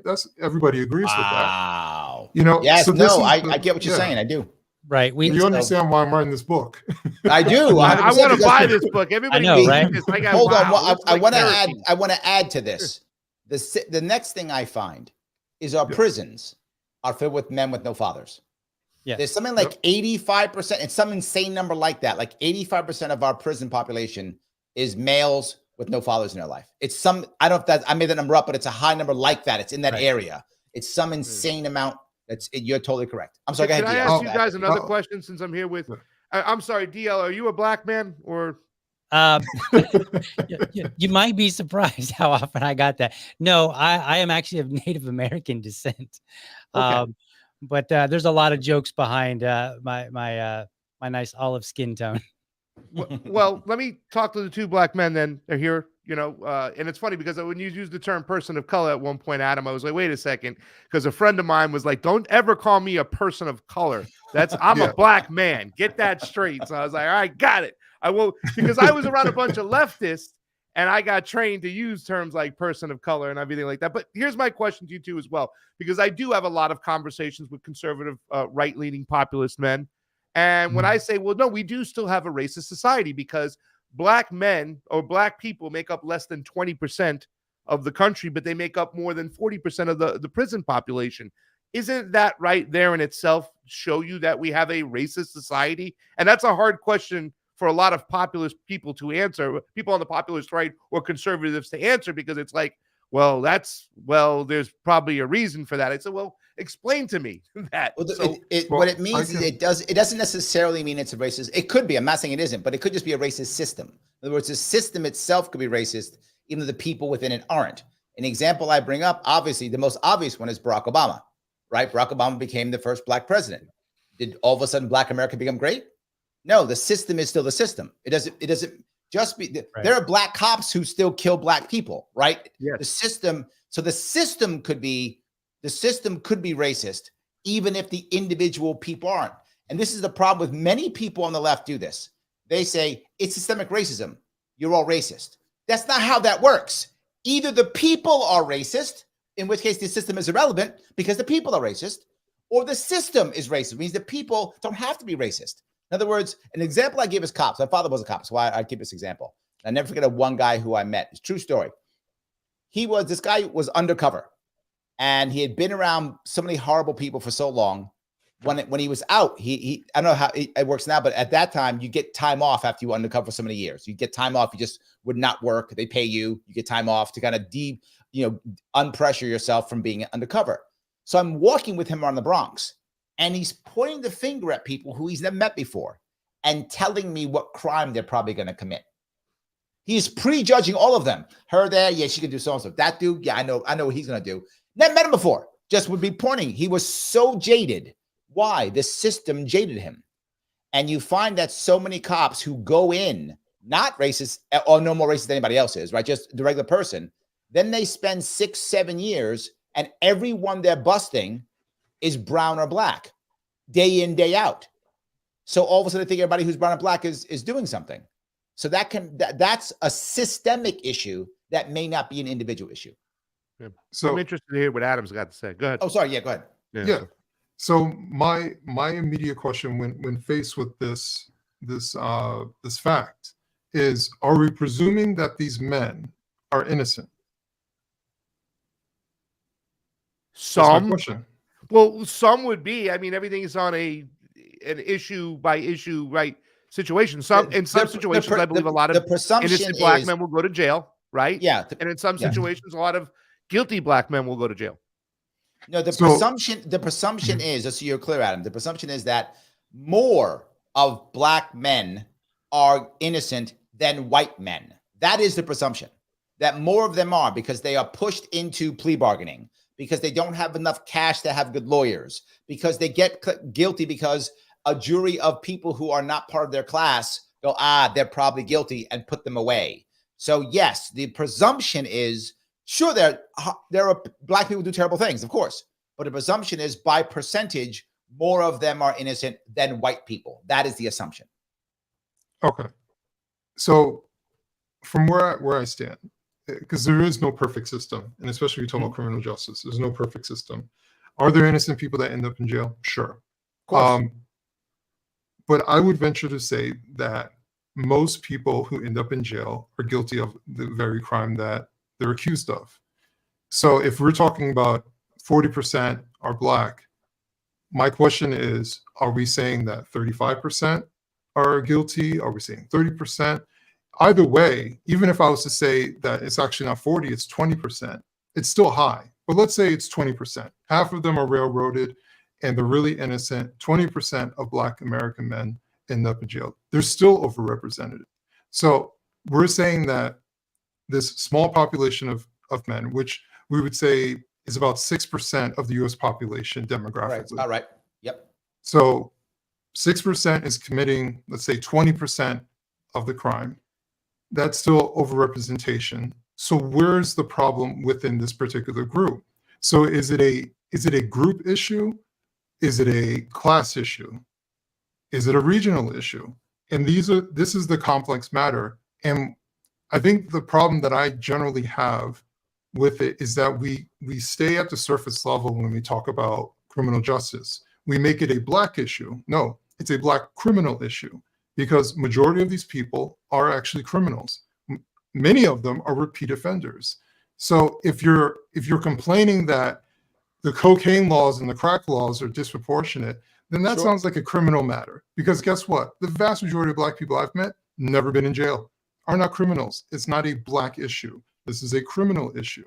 Now, if we say, well, how come these men are getting caught more so than the other ones? Then you could say, maybe it's partly a class issue. Maybe at one point in time, it was systemic racism. But I think we're far more in a particular class scenario where the poorer areas have more policing than the wealthier areas in the suburbs. But then at the same time, I could say, well, there's more crime in the poorer areas. There's more violence. The reason why the crack laws are the way that they are was because there was violence linked to crack. And so they wanted to clamp down. Well, so hold on. I got to give you pushback on a couple things here. Number one is, yes, when you have the crime bill written by Biden, when he literally puts 100,000 cops directly into brown and Black communities, yeah, that's systemic, right? So we know for a fact, we know that white kids sell weed the same amount as Black kids. We know that's true by percentage. There's no difference by percentage on who sells what. Well, if you put 100,000 cops in Black and brown communities, you're going to get more Black and brown arrests because you put 100,000 cops in there. And then what you do after that is you don't fund them after 2 years. So you fund those jobs for 2 years. Then there's no more federal funding. So what do? You start with civil asset forfeiture. Where are you going to take all that from? Well, you take it all from the people who don't have lawyers, who've been in jail before, who are scared of the cops, and who don't anything not be arrested again because they already got 1 strike or 2 strikes. So then you make sure that they always say yes no matter what and give everything away. So now you spend all your time in those areas. That's systemic. It's nothing to do with Black people, white people. They sell drugs at the same percentages. We do know that's true. Not just that, you spend all your time. The reason why, it's going to sound crazy. This is people that people don't get. Why is Chicago so terrible? Why is there so much gang violence? Because the FBI and because the cops were so good at infiltrating gangs. What do you mean?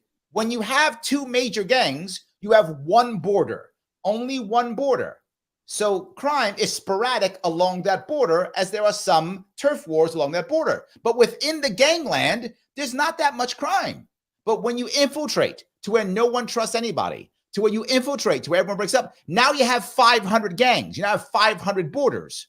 You have 500 border wars. You've just increased the crime. So the more effective the infiltration is, the more violence you have. They're not fighting because they want to fight. These are border disputes because they're on the black market.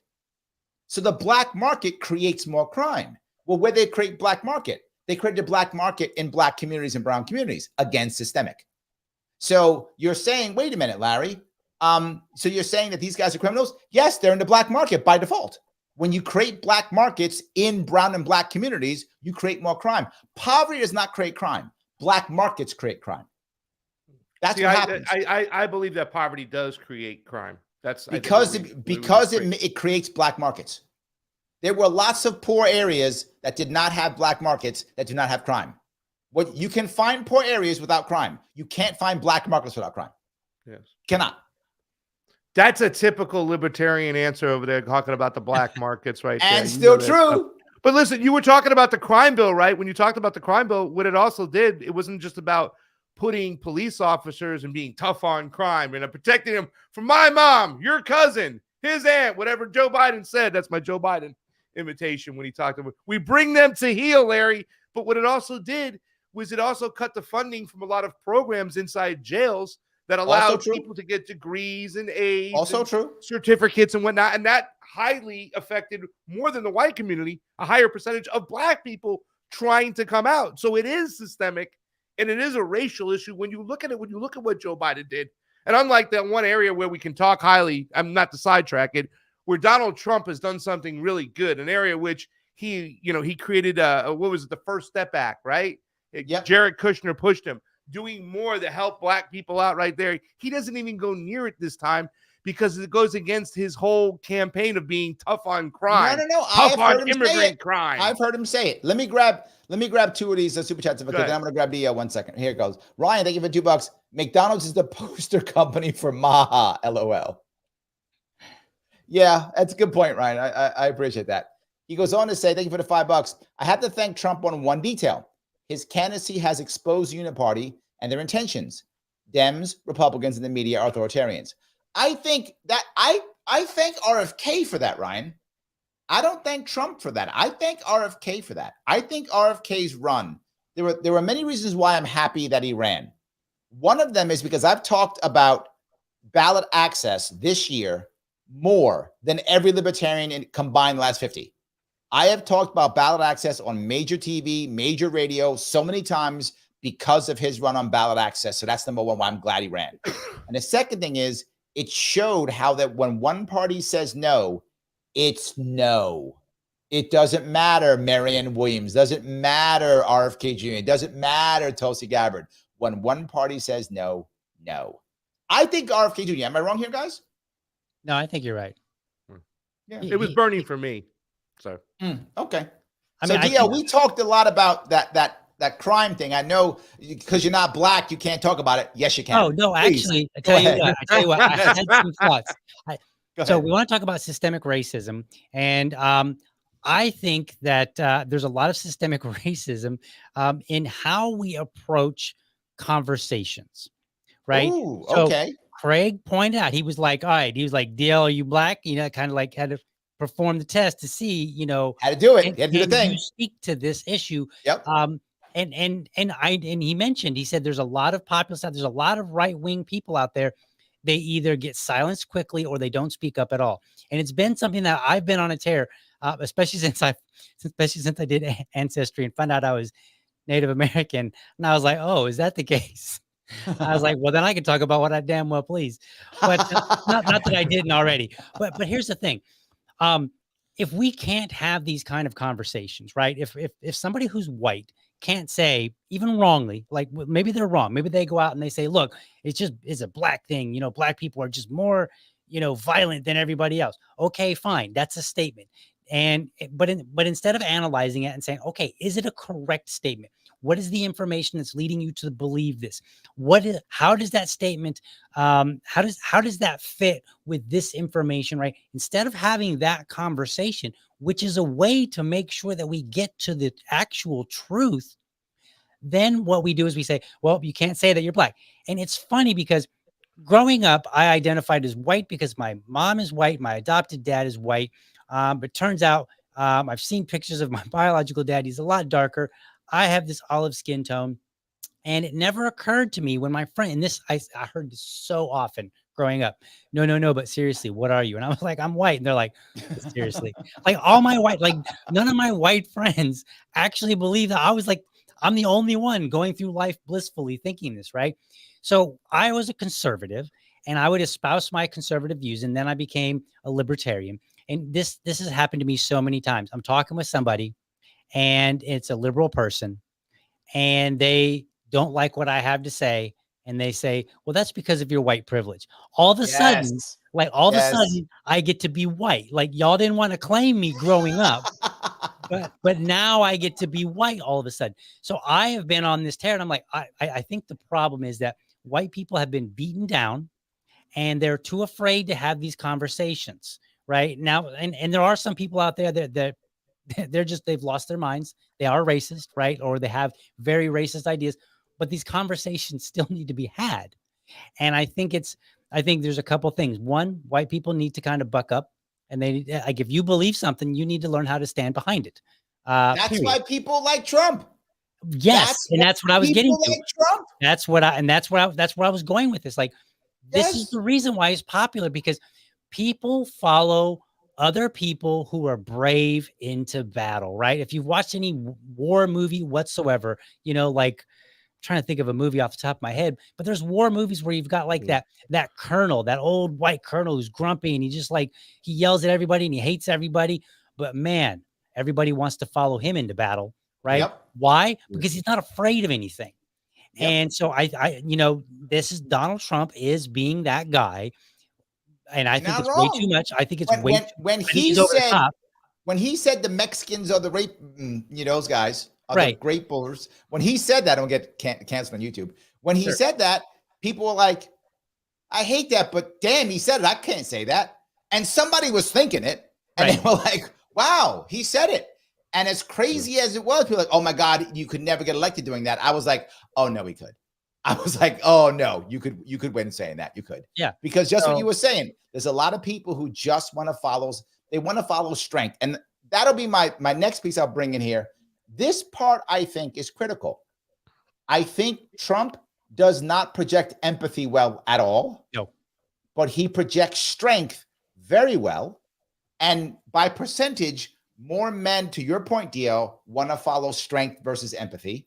And more women, by percentage, want to follow empathy over strength. Now, years ago, Biden, he's old now, but years ago, Biden from like 8 years ago was really good at presenting empathy.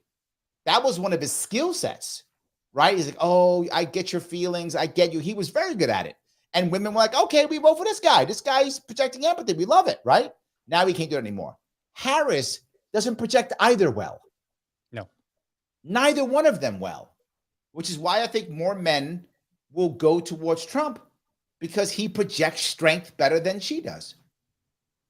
Yeah. She also doesn't have a plan. The Democratic Party is dead. They're just going after low-hanging fruit. There's nothing much more for them to do, Larry, for her to do. I mean, what can she do at this point? She can't talk about any accomplishments, right? I mean, this whole Houdini kind of act to try to make you think that to make the voters think that she's any different than Joe Biden. Like, look what we've just been experiencing all these last 4 years over here, right? Absolutely. What makes it any different now? Oh, it's something different right now. It's going to be, it's like hope and change all over again, given to you, packaged up through joy. There's not much, there's not much more. Even when we talked about in the beginning about the whole abortion issue right now, I mean, it's very little of it, Larry. I was in Chicago for the DNC convention. Yep, I remember you There weren't many shirts out there that talked about abortion rights anymore. That's gone.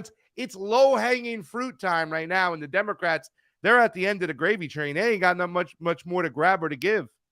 I mean, it's like that ad that came out. Go ahead with your the peace law. Thank you for the $20. The drug market, very knowledgeable on that. Once upon a day, I was involved. Legalize and educate, but there's so much money involved on both sides. I don't see a solution soon. War and drugs, the money makers. Yes, but in the case of war, if you're buying and selling at least, it's not a black market. Well, there is one, but for us, there isn't. We actually sell in the open market. We sell, so we actually can use courts and cops to make sure we get our cash and such. So there's no black market for us on the war side, but on the drug side, yes. And for those of you who don't know, if you go back about 3 or 4 years, the number one producer of opioids in the world, opium in the world, was Afghanistan when we were in control. When we ran Afghanistan was the number one producer of opiates in the world. Now the Taliban run Afghanistan. There's no more. It's over. Zero. They have stopped all of it. There's nothing coming out of Afghanistan anymore. None. Well, they were able to move their crops to other spots now, so they got other drugs coming in too. And right now, we don't need the opioids as much, Larry. We got synthetic drugs. Look at all these guys right now. They're running around. My point is, we were making sure the drugs came in. Is my point. That was my point. We were making sure. The CIA's been doing it for years. We did it in Iran and Contra too, baby. Yes, absolutely. That was my point. When the CIA was in charge, they kept flowing. When the CIA got left, they're gone all of a sudden. Right. 100%. I just wanted to add that piece. I thought that was funny. That's all. I just thought that was funny. So go ahead, DL. I'm sorry. I didn't mean to interrupt. Yeah, no, it's fine. I wanted to kind of follow up with what Craig had just said. And he's like, the Democrat Party is going after low-hanging fruit. They're not talking policy. There's not, the abortion shirts. I wasn't there, but I'm going to take his word for it that the abortion shirts, weren't big and popular. Think about the video ad that just came out recently, like a week ago. What was the title of it? It was the one where all the guys were like, I'm a man. Oh, right. And it was so, like, to me, it was so repulsive. And on my show, one of the things that I pointed out about it, I said, the problem with this is, as a man, I don't need to be told that it's okay to be a man. That's not what I'm going to follow. Right. I don't for me and how I define, being a man, and I don't mean in the physical construct, like, an adult human male. I mean, when we say, are you a real man or not?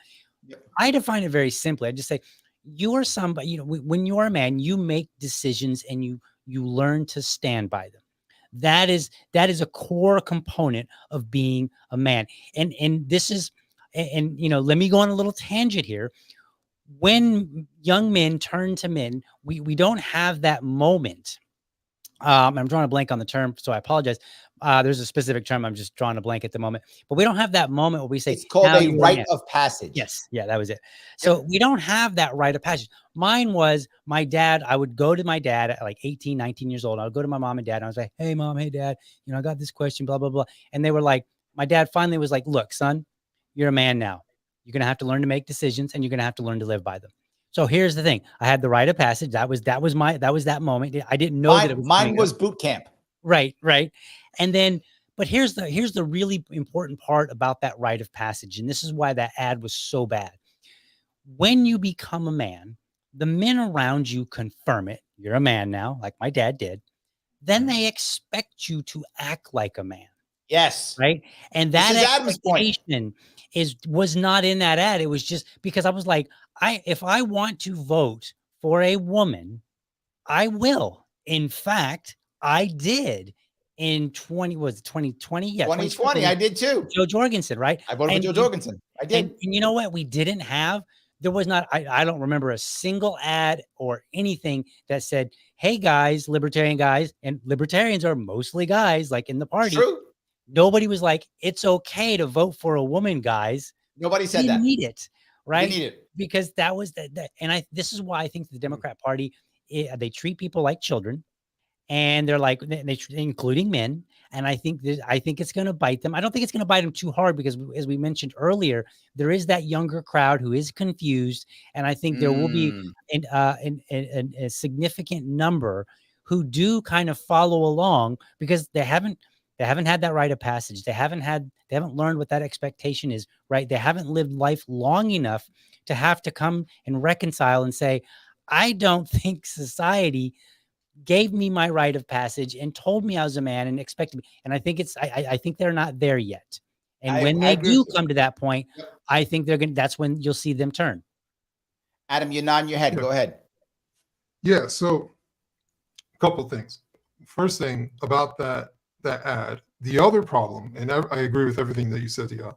The other problem that I have with that ad is that they reduced men to either interest or activities. Mm-hmm. Ooh, like, okay. And it was just like, I'm a man, and I like cars. It was just like, it was something.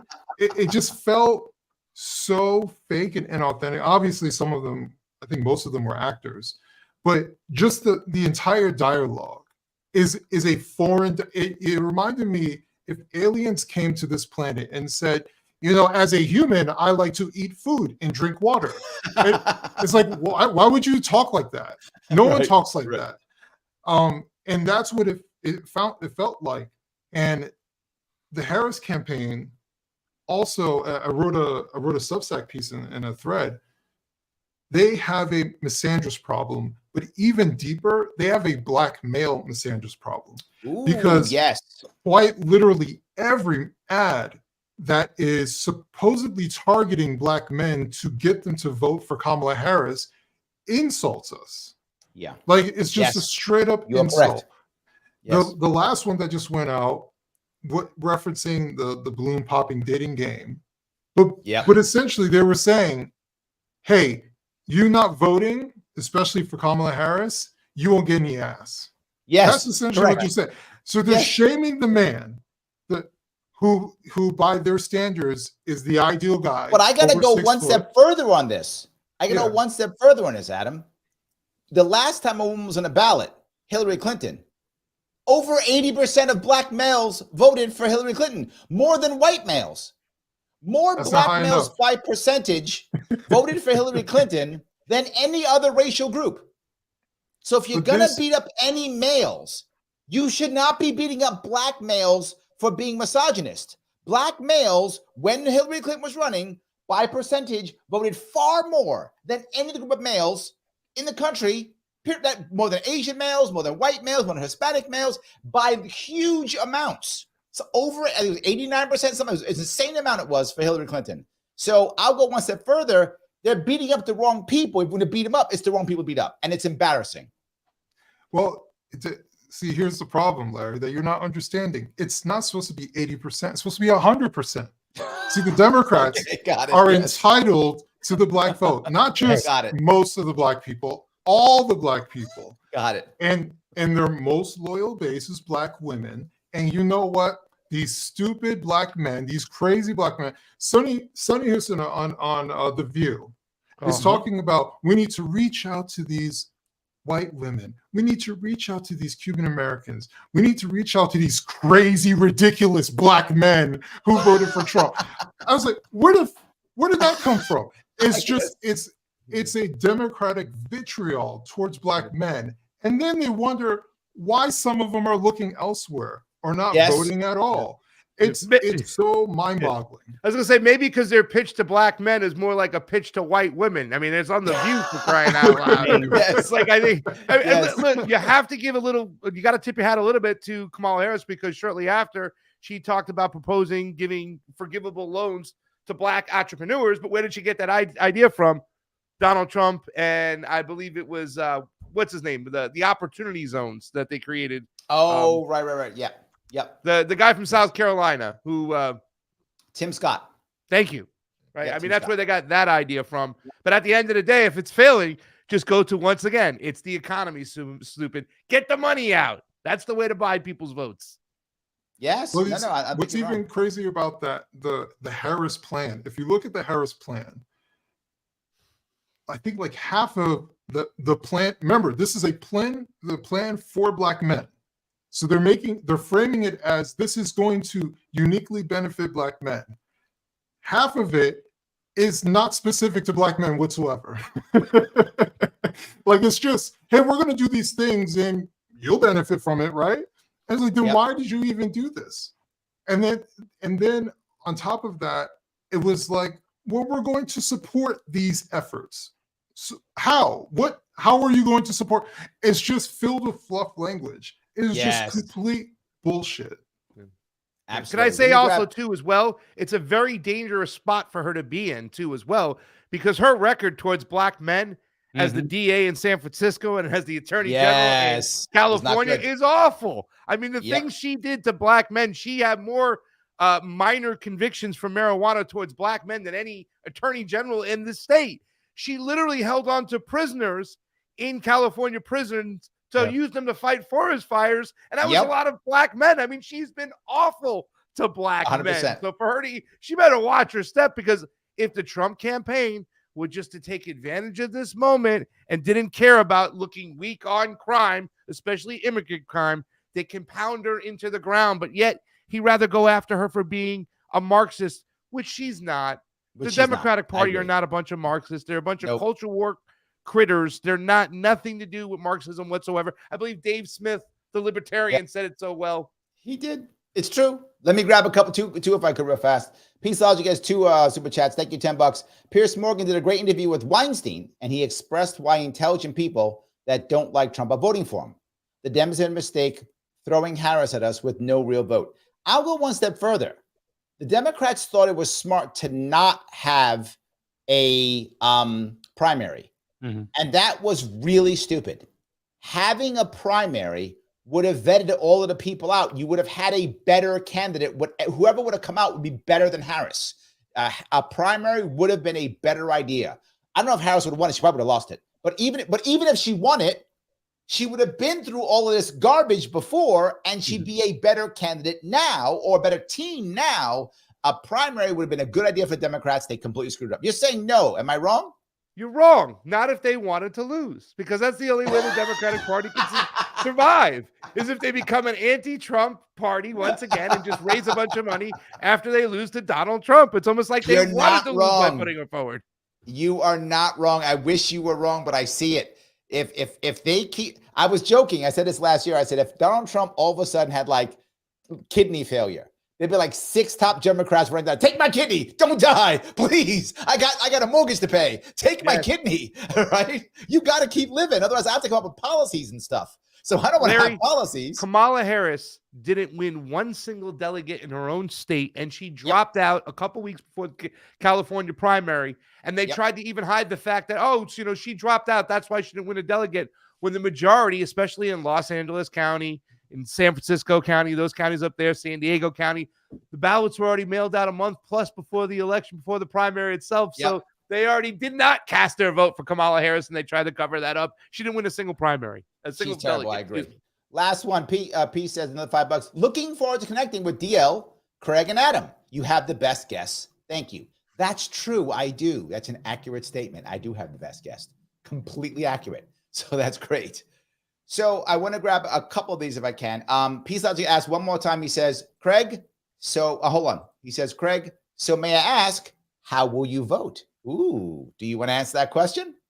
I'm leaning towards Chase Oliver because I believe right now that we have to, once again, I believe this exists outside the two-party duopoly. We got to get away from it more than anything. I mean, one could be said about why are you even playing into this system, this death cult system anyways. Even as a libertarian, if you support the Libertarians or the Greens or any other party trying to get 5%, you're still playing into this whole system that we have that a lot of people feel needs to be kiboshed. But anyways, at the end of the day, I believe it exists outside the two-party duopoly. And, you know, like I've said this to you before, Larry, I don't understand why I'm acting more libertarian than a lot of libertarians. I mean, at the end of the day, if you put it on paper, Chase Oliver is much more of a libertarian and is going to vote, you know, is going to, you know, push policy positions that align much more with us than the two-party duopoly at the end of the day. I'm not fighting you at all. The reason why I was going to vote RFK Jr. because I thought he was going to be on the ballot in New York State, and I was going to be able to get a party, an independent party in New York State. Yeah. But now they've thrown him off. Yeah. So I don't have a reason. I mean, I on my ballot, it's only going to be 2. New York State doesn't allow third parties at all, so we don't get anything. So I got to write somebody in. Chase Oliver is the closest to my thought process, right? I don't know. I think some of the best ideas, unfortunately, because he's a little unhinged and he's a bit off his rocking chair, he's a little crazy, is Dr. Shiva. Dr. Shiva's come up with some great ideas. It's just that but he's a jerk. He can't stop attacking everybody. I know. Listen, end the occupation. The biggest message, the biggest problem we have right now is the fact that Israel is controlling our government. They are occupying our government. I mean, all these people with dual citizenship with Israel and the United States, that's a problem. So when you say, give me a ceasefire, no, we don't want a ceasefire because you're just going to pause and then go back to bombing the Palestinians after a certain amount of time anyways. We need to go at the systemic problem, and that is hold on. That's not this show. That's not this show. That's not this show. Sorry, my bad. I know we're on YouTube. Yes, Ryan says, in my view, the Dems are in disarray. All they have is a terrible record to defend from the Biden administration. Of course, Orange Man bad. Thank you for the $5, Ryan. But I think Orange Man bad, it does work. Like I see it here in New York City. There's a lot of people who their argument is literally Trump is going to end democracy. Trump is going to end the world. I mean, and they're not like making this up. They honestly believe it. DL, you're in Jacksonville, right? Are you in Jacksonville now? Yeah. You've got to see that in Jacksonville, right? So, well, my neighborhood is like full on Trump neighborhood. Yeah, but Jacksonville's blue though, isn't it? Isn't the whole blue? The mayor won. The mayor's blue, but the city council is still heavily Republican. Still heavily. Oh, I didn't know that. Okay. Yeah, still heavily Republican, and then also heavily establishment Republican at that. And then the school board, which is a nonpartisan election, there's a heavy Republican presence there as well. With I think 2 more. I think there were 2 more in just the last election that flipped that were Republican, and then there was one before that. So we've still got a pretty good Republican field here, if you will. Okay. So you're not as bad. Adam, you got to see that amongst your crew too, right? People around you think that. Yeah, I mean, I don't think the people who were saying that 8 years ago. You know? Yes. So yes. that I think what matters in this particular election, well, just about every election, what really matters are the people who would consider themselves independents, the people who are relatively apolitical, who could take it or leave it as far as voting goes. And that's where, I don't know if this is a term or not, but this is like a term that I use in my head. That's where snapshot politics comes into play, right? Okay. Most people aren't like us who read articles, who follow every daily thing. Most people, they live their daily lives. Once in a while, they turn on TV. They might see NBC News, show some clip about whatever, and whatever it's framed as is whatever it's framed as. And that's the snapshot that they have. And then you add up enough snapshots, every time they see Donald Trump, he's being brash, right? And they don't humanize Donald Trump. And so because they don't do that, as far as in the media and the snapshot, unless you're curious and then you look and then you can see how, like, all right, there's moments where, yes, he might say something brash, but, you know, I'll even use myself. I was one of those people. But when you start looking more into him, he's a flawed individual, highly flawed. But shit, sometimes he's funny as hell. It's also like, true. He is funny. It's true. And so, like, that's humanizing. Like, the guy is sometimes purposefully and accidentally funny, has great timing, right? And so that's so hold on. I want to now ask each of you just a couple of seconds now. Answer the question to the best of your ability, whatever you think.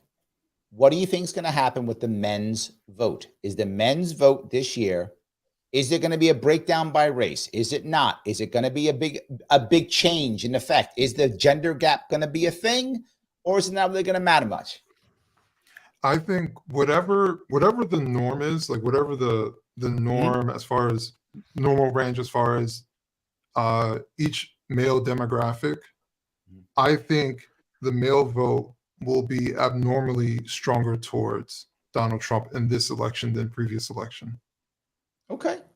I think the messaging has been that bad towards men.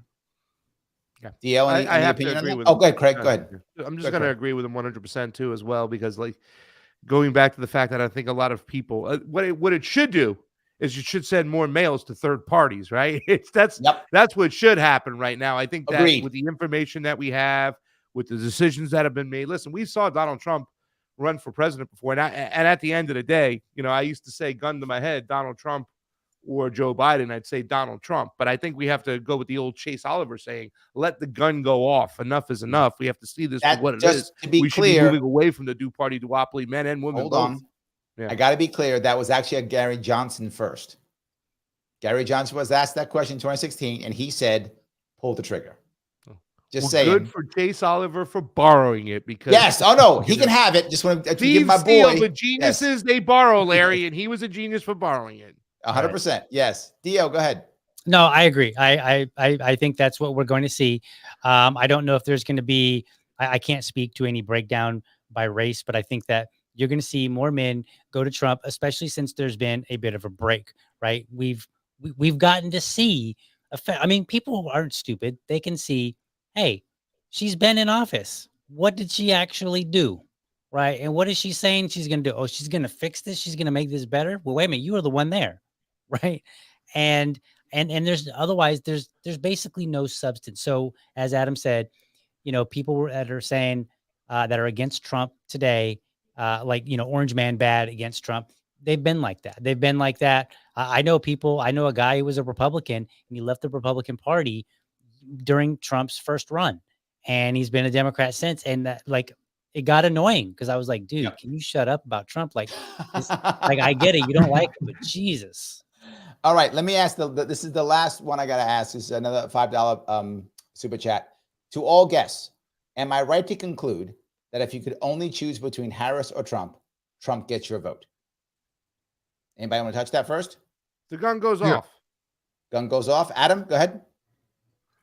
Actually, I wrote an article for the Federalist saying that I'm pragmatically choosing Trump. There are a lot of things I don't agree with about him, but if you're giving me the option between the two, who I believe who is more likely to do the thing, because now they're both having the similar message. Now she cares about immigration. Now she cares about the economy, right? But I don't believe her. What state are you in, Adam? I'm in New Jersey. Oh, you're in Jersey. Okay. DL. Yeah. Neither. I'm staying home. Yeah, I'm with you. Gun goes off, I'm staying home. Yeah, I'm staying home. Yeah. Whatever. I'm staying home. And I live in New York. It doesn't matter, right? No matter what I do, regardless of my vote, at any level, no matter what I do, the Democrat wins. It is irrelevant what I do. We're at my city level, state, and federal level, the Democrats always win. The last time my state senator won by 98 points. Wow. I'm not joking. She won 99-1. That is how bad it is. So it doesn't matter what I do. So I don't care if I vote. I'll vote but it's a virtual signaling. That's all it is. I want to talk to the audience, please, guys. If you like what we're talking about today, please click the button that is like, I know I bug you constantly, but it's the only way I get past the algorithms. You know, it's how I get past. Share us on Facebook or Twitter. Please subscribe if you haven't already. But no matter what you do, please follow these gentlemen. All the details in the show description on YouTube and also on Facebook. Check out what they're doing. Their websites are there. Check them out. Follow Adam at wrong_speak. Follow DL at Liberty Dad Pod. And follow Craig at Yo Pasta. I want to say, everybody, thank you so much for coming tonight. I appreciate all the time you gave me. It was a complete and amazing show. I will be on tomorrow at 1 p.m., my live radio show, if you want to call in. I might be on tomorrow night. I'm not sure because we do have the Maha events. I may not be on. But I will be on Wednesday night with the incredibly, what's the word I'll use? Vocal Nomiki Konst. She will be on Wednesday with me talking about the election. Also, I will see you all very soon.